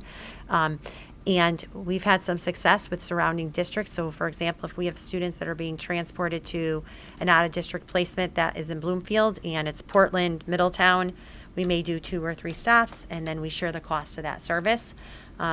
We try to do that as much as possible. And those are cost avoidance measures that we looked at and continuously look at. Quick question. Sure. Going back to the cost avoidance, when you are talking about the licenses for curriculum, I'm thinking of programs that were used during the pandemic because kids weren't in school. Did you evaluate all of those and eliminate any that weren't needed going forward, assuming we're in person? Yes. So anything that's blended learn. Carrie, come up. Sorry. I have a bad hat, especially when it comes to curriculum. I will speak for Carrie because I love it, and I don't get to talk about that fun stuff anymore. So go ahead, Dr. McLean. Yes, that's exactly what we did. So coming out of the pandemic, it was kind of a whatever you could get your hands on, use whatever, was helpful in instruction. We were able to this year, with a lot of help from our instructional coaches, get a handle on which programs do this, which programs do that, who's using what program, what can we consolidate. If this program also does this and we already have it for the middle school, let's just add on to that license, which is a lot less expensive than buying an entire different set of licenses for another school. And then, training our teachers and using the same programming district-wide if possible for whatever it is that they're trying to do. So we did a lot of that, and we were able to see some savings in my budget for that reason. Okay, thank you. Not just looking for savings, but also just less computer time for the students. Right. And for the teachers to have not, a million things that they're grabbing at, but some things that they can, really get to understand well. Mm-hmm. Thank you. I have a quick question. Dr. Macri, you talked about cost avoidance measures and the Central Connecticut Transition Academy with Berlin. And when Jen had asked her question, you said that it wasn't really included in our budget. I thought that was my understanding because that had to do with the older. No, it's included. I'm sorry. That would be, we can't, what I said to Jen was, Jen said, let's kind of mimic that program and create it for ages 4 through, or even if we started small, 4 through 8, and then we, it would look very different because of, we would have to create an entire school. That was, that would not work. It could work at each individual school, like I had mentioned earlier, but we would have to be willing to put the money up front and then wait it out. And actually CTA, this is a perfect example. We had students that were enrolled. We had in another program that Sari had talked about, which is $58,000, right? But students were enrolled in that program for 1 or 2 years. Their parents are not, they're going to be reluctant, and rightfully so. We don't blame them for wanting to say, hey, midway, we're going to try something else. But as we move forward and students are in CTAA, that's our program. This is what we're offering. So it's a little bit different. That's what would eventually, that's when you start to realize the savings, when you say, okay, this is our program, this is what we're using, and that's what would have to happen if we were to do it at those each individual schools. But is that what you mean? I'll look it up on the replay and figure out what she said and compare it to your response. My understanding, I'm sorry. No, it's okay. My understanding in her first part of the question, maybe I just misheard her, was that she asked for the cost savings of the new program, and you said it wasn't really impacted because of the fact that they're older. No. Right now, this year specifically, this budget year that we're talking about, so 22, 23, Sari said, okay, we have 9 kids, right, Sari? we have 9 students at about, that would usually cost us about $58,000 per student. So I'll Right. just do it quickly. So for you. yeah, so next year we plan on having the 9 total at CCTA. This year we have 4 at CCTA, and I still have 3 that I'm paying tuition for at MTA, like I had mentioned. So next year it's going to be 9 that we only are paying the 235 total costs for the, everything. Okay. For the Otherwise, the cost would be 522 if we still were doing things the old way, which would, so next year we'll realize a savings of about 300,000. Am I right? 250. Yeah, but it's already included in, so. In the budget. In the In the under the budget. tuition line, Yeah. we put the 235. It's Okay. already in there, yes. Yeah. Yep. I know, it gets so confusing. And so this year, because we only had 4 students, it's not as much money. But it'll definitely, along. as we go across along. The years go out, it will benefit us, more than not. Tremendously, yeah. Yep. It's just not as simple to do with the younger kids, school age. Okay. Request not considered. I feel so badly because I would love to have a marching band one day, but it's an expensive. It's expensive. Is it for uniforms? I was trying to figure out the no. cost involved in a marching band. Stipends for people to run the different components of you need color guard, drum line, marching band assistant, pit percussion, buses, trucks, registration fees for everything. So once you start competing, and so there's all different parts of a marching band. So it's not just one person teaching marching band. You have all these different people, Okay. and they're all stipend positions. Mhm. And then uniforms are incredibly expensive, unbelievably expensive. That wouldn't even include that actually. We'd have to do some fundraising in order to do that, because that's probably another $20,000. HR admin assistant, Ms. DeMoro is the only director that does not have an administrative assistant. She does work day and night. I try to cut her some slack once in a while. She gets to go home and sleep. But she doesn't have an admin assistant, and we actually don't have anywhere to put an admin assistant right now, the way we are. So a lot of people are wonderful and help in central office. But Michelle does need someone eventually to support her. CHS, we do not have a mathematics interventionist. We have a need for it. And part of the reason, it's hard to find a mathematics interventionist at the high school level as well, because you have to be well-versed in so many different things. Also, if you're, especially right now, if you have a degree in math and you're a retired teacher, right now you could recoup your entire salary. They just changed to that. So trying to find someone is very difficult. I do believe once the pandemic slows down, we will be able to find someone, and we definitely have a need for it. We can't afford it. So how are we supporting the students that need that intervention right now? In their right within their classrooms, tutoring, after school support, and such like that. But this should be part of their schedule too. This could become, when I always talk about like what else can we do so that our kids aren't in study halls or getting released early. There's so many electives that we could have, but we need teachers to teach them. It could fit in kids' schedules. We just don't have the money to do it. This could actually be, it wouldn't be an elective per se, but it would serve as an elective in a student schedule based on their need. Indoor air quality coordinator, yes, they keep enhancing the needs. Right now, this does fall under Tommy, and he goes to training, and he's doing a fabulous job. However, many districts have indoor air quality coordinators to just look at that. A CMS junior varsity basketball team, it's not considered, and I'm not so concerned about this because we have intramurals, so kids get to play. If they don't make the varsity team, they still get to actually play in intramurals. So in intramurals, it's been successful. We haven't had this in a few years, so it's not there. French teacher. We have some teachers who are teaching 6 classes. So we have to pay for that teacher to teach the 6th class. So 2 things here.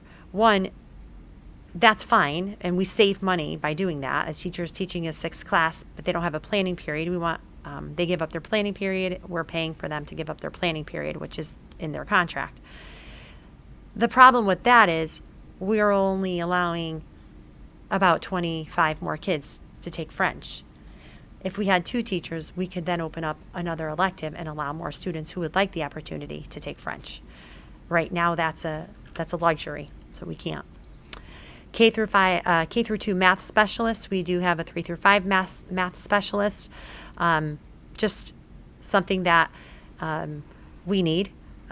Someone who really has that area of specialty in math that could support teachers. K through 2 science teacher. We actually do have a science teacher at WIS. It has worked wonderfully. And the students go to science, it's treated as a special. And so they're getting NGSS, those NGSS standards. That teacher then works with the classroom teacher to integrate it into their everyday studies. We don't have that at K through 2. That's something that we would love to do. And then the night custodian, we did cut, and we make ends meet, but it would be nice to have one more night custodian to support all the schools.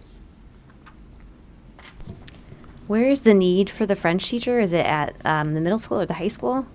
The high school. This one is for the high school. We have our French teachers at the middle school.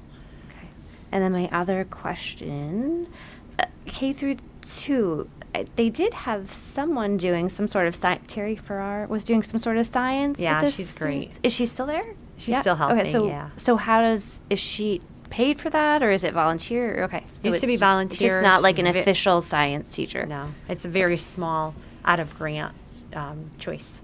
We give her a small stipend, and we love her and very, very, very much appreciate her and never want her to go. And I think I made a mistake because Anne's shaking her head, so now I'm worried that I made a mistake. French, high school, middle school. So we covered the high school. We did. We hired Sophie. I just remembered that. So we have that covered, but someone still has to teach an extra section, I believe. Andrew? I want to just make sure I'm giving you guys the right information because it's changed over time. French, no one's teaching an extra section. Spanish, math, we have 2 people teaching extra. Yeah, math. Okay. So I'm wrong. The high school has math and tech ed. That's right, Adriano. So they're teaching. So that's happening there. The French teacher would be for the middle school. Sorry. Trying to keep it all straight is not easy.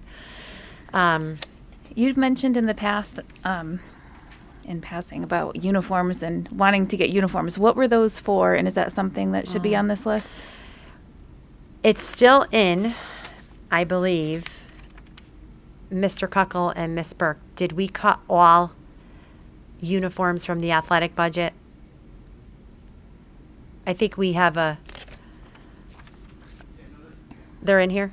Some of them are, and it was sad to watch. I'm not going to lie. When I watched a team, our students play, I'm like, oh my God, they really do need uniforms. So we really have to keep some. And I know. Which sports? Basketball? I know. It's basketball. There's a lot. We need a lot of uniforms in a lot of different areas, and we need to start really. So we cut some, but we didn't cut all. Where would that show in here? I think it's under line. Ann, can you turn on your mic? Sorry. Uniforms for the high school under the Cromwell High School tab are under Object 690 on the second page under co-curricular/athletic. So I look at it as 2 things. One, I want our kids to be proud when they represent Cromwell, and I don't want them in stuff that's falling apart, too big, too small. It's uncomfortable, but we're the home of the champions. We wear that with pride, and some of them are 20 to 30 years old, and some of them can't compete because they don't have uniforms that fit them. Some have uniforms with rips that coaches keep sewing to repair, are stained, disgustingly stained, and some are, you're right, they're almost 20 years old. It's kind of gross. So we really, as much as we have some cut, we can't cut it all. We have to start doing something. So, Ian, I'm sorry, you said what page? It's Object 690 in CHS. CHS 690. Andrew, I know that that category was cut. I don't know what your intention was for which of the items listed. Is it 6 or 590? 690. Other supplies and materials. Yeah. Very last item on the second page of that section. They're budgeting $47,322. But I don't have the details for each of the items in the list. But I think you do. Long story short, yeah, uniforms are still in. We've kept them in there. We're going to keep them as long as we can. That doesn't mean if we get a cut that we Correct. might not go there, but our intention is we need to do something. I can't look anymore. I mean, how old are they? How often do we buy them? It's So been a while. I mean, the we plan, tried. the ideal plan, is where my athletic director background comes into play. You want a high school student to have at least the experience to wear one new uniform over the course of their 4 years. So you try to you replace them every 4 years. We are behind schedule quite a bit, across the board on that. And, again, it's, we travel, we go to other schools, so it's we like to put our best foot forward fashion sense-wise. Yeah, that's just sad.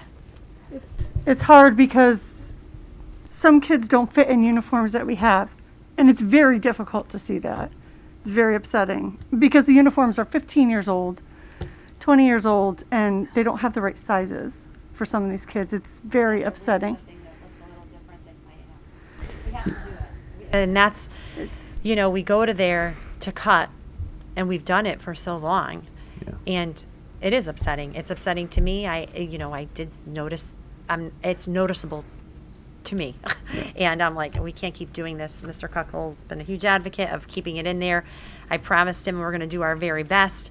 I also worry about potential cuts, when we're asking this. I hope you are noticing that this is such a slim budget. It's nothing that there is nothing in here besides those two big budget drivers. And it all impacts our kids, right? But when it comes down to something like impacting our students to that capacity, I have a problem. So yeah, it is hard to see, and you don't want that to happen. No, exactly. It just, and you look at other teams, and that's not happening, and that's not what we want for Cromwell. That's not what we want for our kids. They mean too much, and that the extracurricular piece is what's getting them through this. Right. So, doing our best to keep them in. So I don't know a lot about school uniforms, but I mean, in other sports, they're purchased every year. Obviously, the parents pay. But are the uniforms just that much more expensive because they're meant to last longer when you get them for a school team? Yeah, no, uniforms are not cheap. Just to give you a frame of reference, some of what's on the docket here is varsity boys and girls basketball uniforms. That would be $5,000 a clip for each set, home and away. And that's not for a lot of uniforms, because then what we'll do is take the varsity uniforms and then make those the JV uniforms. Mm-hmm. So you just so you're not buying a new set for every grade level of play. You're buying it for the tier, each tier. And some uniforms hold up better than others. The football team has 3 different sets, but again, there's other involvement there in terms of booster clubs and things like that, where they wear and tear better. Sounds like they're long overdue. Thank you. In some areas, they definitely are. Yeah, Mm-hmm. they are. Okay.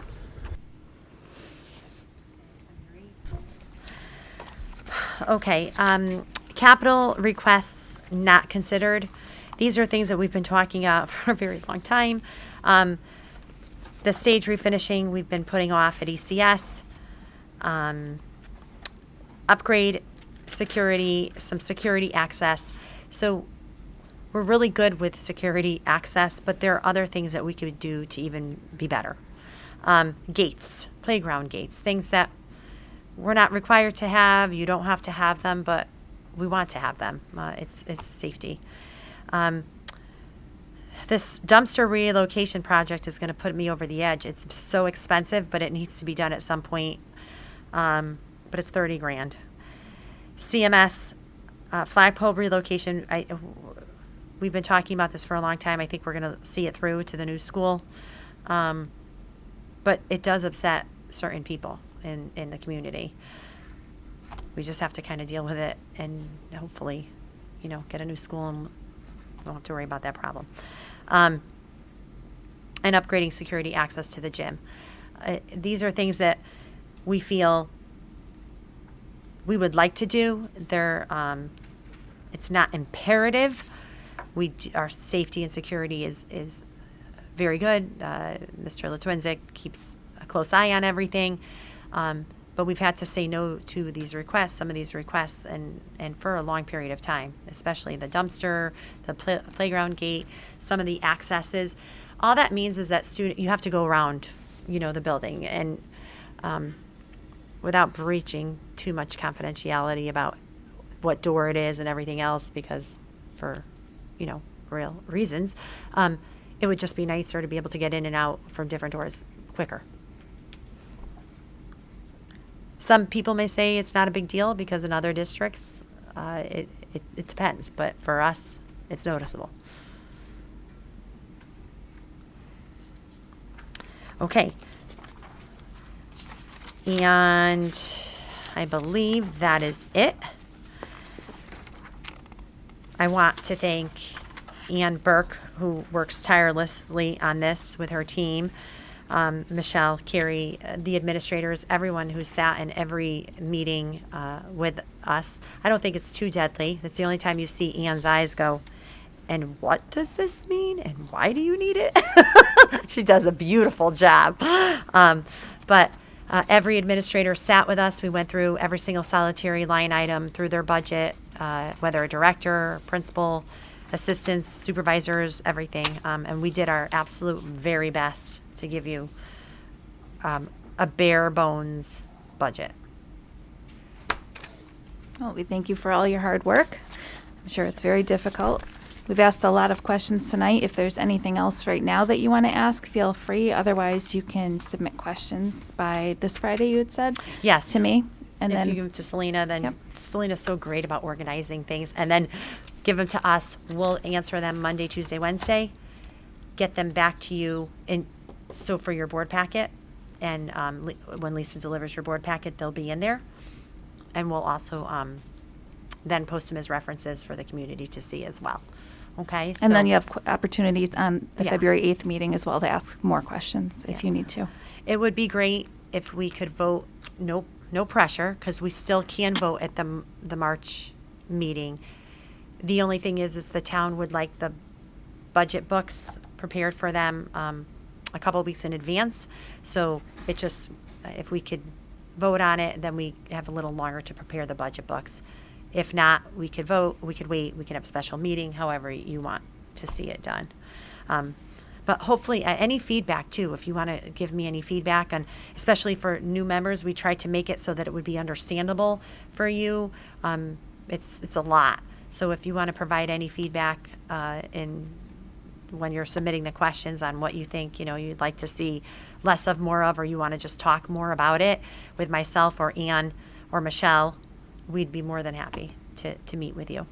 One thing that I noticed wasn't in it that sometimes is, and it might be too soon to include it, but was the DRG information for other towns as far as what their budgets are looking like. It's I too think soon. It's too soon, right? Glastonbury just yesterday we told each other we talked today.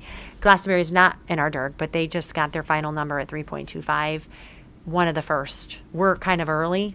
Mhm. Yeah, so there's Okay. not much out there. And by the next meeting, will there be more information or not really? We're a little bit on the early side, so we might have a couple. Mhm. Okay. We might have a couple more. That was the first one I saw in the chat today because we asked. Okay. All right. If there are no other questions, then thank you very much, everyone, for putting this together and presenting tonight. And we will move on to our action of approval of minutes from their January 11th regular meeting, reference A. Is there a motion to approve our minutes? Oh, there were 3. Catherine, second by Alan. All in favor? Opposed? Any abstentions? And Matt, are you on the line? Just not sure. I am here, thank you. Okay. I'm on board. Thank you. Okay, the minutes are approved. And next on our agenda is an update on the Cromwell High School culinary project. Mr. Litwinzik. Good evening. How appropriate we're talking about cutting and taking things out of the budget. Dr. Macri, myself, and a couple of representatives from our DRA, the architect firm, met last week with a representative of the construction industry to try to reevaluate how we're going to address this culinary kitchen project. From that meeting, I have some observations and some insights from the architects and ourselves that I can go over. But basically, we're going to be looking at rebidding the project with some modifications to how we're going to look at the space. And there's also some insights that they gave us that happened over the last year during COVID that we, obviously nobody expected. I'm just going to read some of these notes that he gave us. There was a disruption of the supply chain that extended lead times and a lot of stuff that the contractors had to bore, and it cost them labor. So that added to what they were expecting to do when they bid the projects. The disruptions in the supply chain have also driven up the material costs on virtually everything that we were looking on this project. Some of the items went over like 40 to 50%. It was just unheard of. Overall escalation of publicly bid construction projects they say they've been going up about 7%. So there's been like a 7% increase in these type of projects being out there publicly bid. So that put a glut of projects out there, and now the construction industry is on the winning side of this. They're saying like they can pick and choose what they want to do. They may not want to do very complicated projects. They might not want to do very big projects, and then they don't want to do little projects. They can pick and choose, and we end up on the short end. So what happens then is they'll price accordingly. They'll say, well, I'll throw a number at this, and maybe they'll take it, maybe they won't. We don't care because we have other jobs we can bid on, and we'll get something else. So that was another factor on our part. So we did meet with all the bidders that did we had 4 separate bidders come in, and we had them go over their a schedule of values. Basically, what parts of the project you see, how much money was in the projects. And we looked at, okay, was it the flooring, was it the masonry, was it installation of moving things, and each aspect of the project. So with that information, Dr. Macri and the architects looked it over and said, okay, we're going to try cutting up some of this project to see if we can make it a little more palatable. We're going to rebid it with those differences, and maybe make some things optional. Like we were looking at moving adding some different entry openings in the wall so that way you can see between classrooms. Move a door to make it a little bit more efficiently move. So we'll take those out of the main body of the project and make those alternates. So that way you say, is it worth doing these separate pieces? Maybe it is, maybe it isn't, because maybe we're not saving a lot of money by taking that out. Another big section of that was we had the contractors responsible for the stamped engineering drawings, which since they didn't do it, they weren't really part of the scope of the project. They were kind of padding that because they're going to call an outside firm to do that. So they threw a very high number at it. At least we believe. So we were going to bring that on our side, get the drawings done to the bare minimums that we need to get passed by the town, and that should substantially save us some money. Close to 50% of that cost. And also we looked at some other issues like do some value engineering of the materials we're going to use. Still using quality materials, but maybe a different type of material that lasts as long, but maybe not as expensive. I.e. instead of a sheet vinyl flooring, maybe we use an epoxy flooring or something like that we can save money on, but still have the endurance and the long life and not take away from the program. So those are some of the things I actually can go over some of the things they actually put here. But there was just basically making options of what we're going to use for covering the existing radiators, because we have to replace those. So either with a vinyl or a metal product, depending on which is going to be more economical, but still do the same function. Different types of supports for the openings, but and like I said, I already said, take those and make those optional parts of the project if we're going to change the openings or not. And then I already talked about hiring an engineer to do the drawings ahead of time, so that way also the contractors who bid on this can bid more appropriately and more to the bone. They'll know exactly what they need to do. They know exactly what the drawings say, and they can bid to that exact part of the project. So hopefully with those changes, we can come closer to our realization of getting into our budget line for this project. And with that, I don't have a lot else. I mean, Dr. Macri, do you have anything to add with that? We just want to make sure we update you and let you know where we're at, and rebidding and looking at the project a little bit differently is what's going to happen. So we'll work with the town to do that, create our RFP again and go out to bid, and it's a process, but we really would like to have that done for the start of the next school year. Yeah, our target still, it's more than doable to get it done during the summertime and get it complete for next year. It's just that this is obviously a necessary process because of the, unpredictable events that happened in the last year. I mean, we just didn't see these prices jump like this. Someone did ask, why did we purchase the materials? And a great point came up. People, schools that are doing this and waited a little longer, they can't even get the materials, and they're actually so much more money. So Yeah, some of these items went up 40 to 50%. Yeah, so we actually saved we saved money. and actually our items, they actually came in under budget. So we saved not a lot of money, but 7%.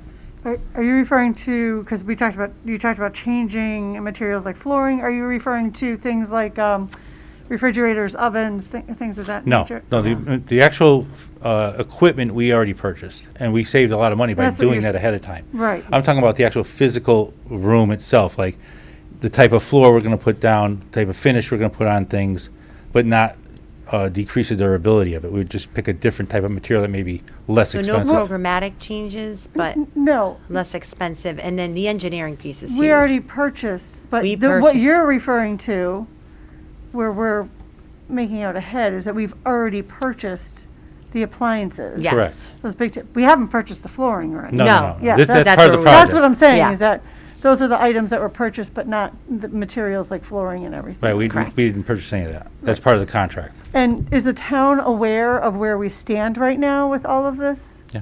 Yeah, we presented it all to them at the Board of Common Council or Board of, I don't even remember. Was it the board, which meeting it was? Oh, it was town council, and then it was the Board of Finance. I think the Board of Finance is where we ended up. But that was discussion of potentially going back to bid again, Yes, correct? we talked And about didn't- going back to bid. So But this current definitely. update is new. This is brand new. We're Yeah. sharing it with you, and now we share it with the town. Okay. Yeah, we come to you first, and then we'll let them know where we're going next. Any questions? All right. Well, thank you, Tommy.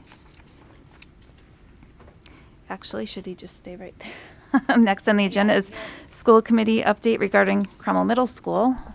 So bring him back up? myself, either of us could do it. The RFP is finally done for the architect. Everyone has been working amazing. The big thank you to Marianne Sylvester, to our town manager, and Tommy, and CSG, back and forth to make sure we get this right. So it should hopefully go out and be posted, we hope tomorrow or maybe the next day, and we'll be on our way. We do have the building committee, and I do have to speak with Mayor Spatz and Tony Salvatore to talk about when we, obviously, it behooves us to wait until we have an architect on and what that's going to look like. But we do have a building committee. So we're on track. We might be 1 or 2 weeks late, but that's not going to hold us back. We should hopefully have a plan and be able to get the grant written by the end of June so that we can move forward and be one of the districts that actually gets to build a new school. Have you heard anything about setbacks with this process at the state level? I read something about, other districts have been delayed because of something new that came up, but I didn't get a sense for what exactly the issue was. The only person I'm in contact who is in the process of is Newington. I know they've had some delays because of materials and expenses and things like that, but nothing that has put them so far behind. There is a new person who is running the department. It was, gosh, I can't remember his name now. He ran it at the state. You had to meet with him and review the entire project for a very long time. So they changed, someone else is doing it. I haven't heard anything that it's slowed down the process. CSG hasn't mentioned anything, but I'll ask the next time I talk to them. Do you know specifically? So I know what to, okay. I'll look just back. ask. It was All an right. email I received, but I'll look Okay. into it and get back to you. I think what's going to hurt us is what, materials and everything else. We're in the middle of it. We're in the thick of it. It's not going to change all that much, I don't think, within the next year or two. But we'll just move forward and plug through it patiently. And Miss Lynch and Miss Cochiola will love their new office in a closet. Any other questions on this? If not, then we'll move on to the informational principal reports, reference B, C, D, and E. Are there any questions on those? Seeing none, we'll move on to the first read policies.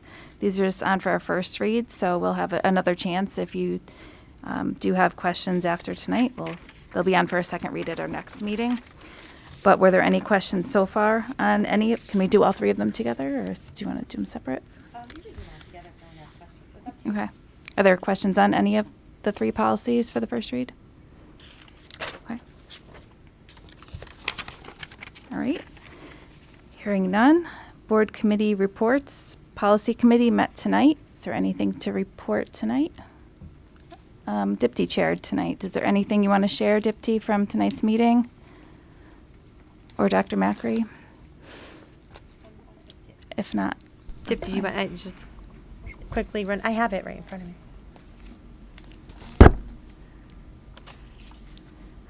The only thing really we talked about that was last year you adopted a suicide intervention policy. We are in the process of shifting from CAPE to Shipman as a recommendation, just because Shipman it's so much more organized and easier to read and understand. And it was a very minimal cost, so you would approve that last year. They recommend in their policy, and I think it's a very good idea, as far as suicide prevention and intervention, that usually if someone, it just adds another layer of making sure that someone's in the know and then making sure we're doing something about it. That was just the first read. The second, we'll go through it again, our minority educator recruitment. We do this anyway, and it's a mandated policy. And then prohibition against smoking, and this includes all the cannabis, vaping, and all of that language as a first read. I did mention to the board, to the policy committee, we do need to have a GPA grade weighting. It's a mandatory policy, and I asked if we could possibly not have a second read at policy of that meeting, because it's very important for us to get that into place for our students. So we decided that we were only going to put that on the agenda for the next meeting, so that we had that entire meeting to do that at the policy and really talk it through. Dr. McLean will be at the meeting. Mr. Kuckel will be at the meeting. They don't know that yet, but I'm sure they assumed that on February 8th at 6 o'clock, they'll be here at that meeting with the policy all ready to go and reviewed. And we can have a deep conversation about it so that we could bring it to the board at the next meeting and get that passed per recommendation of our council as soon as possible. And Dr. Macri also indicated she would try to get that to us earlier, so we would have time to review that policy before we met on it. But do tell them, Mrs. Post, that I said if Dr. McLean and Mr. Kuckel don't hurt me by asking them to hurry up and work on this, we will do our best to get it to you as soon as possible. Okay, and then facilities and technology, I don't see that we have a meeting scheduled until March, but I know we will have some before then. And you gave the update already about the CMS project. That's our big, and that's just having Tommy update us with the culinary kitchen, that, and then the lighting project, we don't have any updates yet. We're still going through Eversource, so we'll bring that forward next time. Okay. Topics for future agendas and possible action to approve additional topics. Is there anything anyone would like to see on our agendas? If you think of Dipti? Had some conversation about special education, and I think there are people that here that are interested in exploring Matt, that issue further as having a discussion on some of those outplacement students and maybe in-house with them. Do you mind if we were to wait until about April just to get through budget? And then, and then. Definitely. Is that like okay? Later on, way out, much Perfect, after we're yeah. done with the budget. I think it's a good idea for us to start talking about, and we could start looking at programs and just talking about what that would look like. It looks different for every district, and we would have to be very cognizant about making sure. I have educators at this table and work in schools. You know how important it is to make sure that we have the proper resources to do this, or we could fail miserably, and we don't. It's a disservice to our kids, but it's a disservice to not look into it too. So we could talk about that more. And Catherine has something. Can we also, after budget season, have another discussion about the block scheduling at the high school level? I hear I middle know you school, love it so much. a mouse is talking, saying it might be gone at the middle school. So We are working, Mr. Kuckel, Miss Cochiola, at the high school and middle school. We can update you. Okay. Yeah. Maybe March meeting. Do you think you'll have? Is that okay? March, April. Does that give you enough time for Mr. Mr. Kuckel will speak for Miss Cochiola. Yeah. No, I'm teasing. Yeah, I mean, we're coordinating with the middle school. So we need to have a schedule set before that. You know, and so I mean, when do you think? When will we be ready? Well, we are certainly talking together and to see how well we can align both the middle school and the high school, but there's going to be some differences, just basic, you know, because of credits that we have to pay attention to at the high school. Minutes of instruction, we've talked about that. We've also talked about, you know, programs that may look a little different at the middle school, but we're certainly looking at how we can provide that similar schedule for both. But we promise you that 90 minutes is levels for high school and middle school? Oh yeah, the 90-minute block will not. We'll be out of that. You just made my write night. that down? Yeah. Is that in the minutes? Is it recorded? All of a sudden, We'll be- you just totally made my night. We'll be Thank well you. out. We'll be fine. My month, my year. Yeah. Thank you. So I mean, you know, we can obviously provide more info in terms of what we're, you know, the general idea. Right. Sooner than later. It's great news. And the 90 minutes served its purpose with the COVID situation. I mean, it really did. It worked for, you know, keeping those less interactions, you know, passing in the hallway and so forth. But, you know, fortunately, we're making progress that we can start to look at, you know. I know bringing Ms. back Cucchiol the is very schedule. upset about losing the 90-minute schedule. February 8th, do you guys think you could provide an update at that meeting? Just a quick one, is that okay? Yeah, I can definitely do that. I mean, I think Yeah. the general idea of what The it general, will- right. Yeah, We the can- general idea. Absolutely. Certainly. Yeah. Certainly, we can do that. We have to do it wrong a little while, like before you can actually say, okay, this is going to work. We have to try it out a few I mean, times. we It's do difficult. talk about the particulars and all that, but yeah, we can certainly speak to the general format of what that'll look like. So we're not just February. reverting Okay. back to our old scheduling of what we had. We're coming out of this with something new and fresh and clean. Mhm. Fantastic. And are we also considering for next year loosening up some more of our restrictions? I know it's probably too early, but can we put that on the budget about what we expect to talk about? Where For- for some of the schools and how limited we are with certain things? Yeah, And I a little think- more movement of our students and options for them to do things like sit where they want at Yeah. the middle school level for I know. lunchtime and eat in the cafeteria and things of I- that nature. I think after,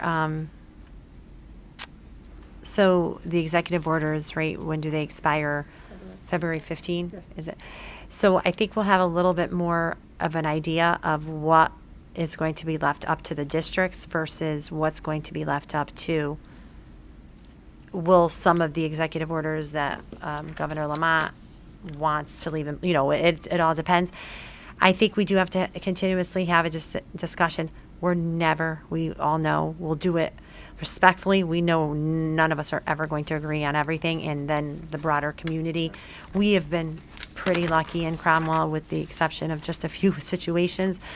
But yes, the idea is, how much can we loosen up and give our kids what they need in that sense of normalcy, with trying to keep them in school and maintain and keep our staff healthy so they come to work, because then if they're not here and they're sick and they have to quarantine, or they actually have COVID, then how does that impact? It's like the risk benefits. What are we weighing? What are we doing? And we're trying to, I'm working with other districts. We won't be alone. We look to districts to our left and to our right to make decisions, and the health department, I am sure, will be involved the entire time in helping us make those decisions. But as time goes on, and we hope and pray there's not another variant, or if it is, it's not as strong. But I think we have to make those decisions as we get closer. Yeah. Because I never want to tell you something, but this craziness. All right. And we'll go around for any comments, updates, or announcements. Alan, would you like to start? Nothing? Jen? Dr. Macri? Just quickly, Pajama Day for childhood cancer. We raised $3,942 as a district, which is phenomenal. We're very excited about it. I think we always come in like one We of the come top in like schools, one of the, right? Yeah, we For need to be that? the top, because I like to be the top. I just want to thank all our board members for pouring over this budget, especially the new board members who this is a new experience for. So thank you for taking all the time, and for our administrators who sat through this long meeting. I just wanted to thank everyone, administrators, everybody who worked on the budget, because it is a lot more streamlined than it was even when I first started here. So I recognize the changes that you've made and the improvements, that it's easier for us to see and understand where the district is headed. I'm glad that we don't have to cherry pick what we want to keep in and kick out like we have the past few years. And Selena, I greatly thank you for your beautiful recognition of Mike this evening. You did a fantastic job. Oh, thank you, Catherine. Kelly? Dipti? Kelly. Okay. Is there a motion to adjourn this meeting? Dipti, second. Kelly, all in favor? All right. Meeting is adjourned at 9:45. Have a good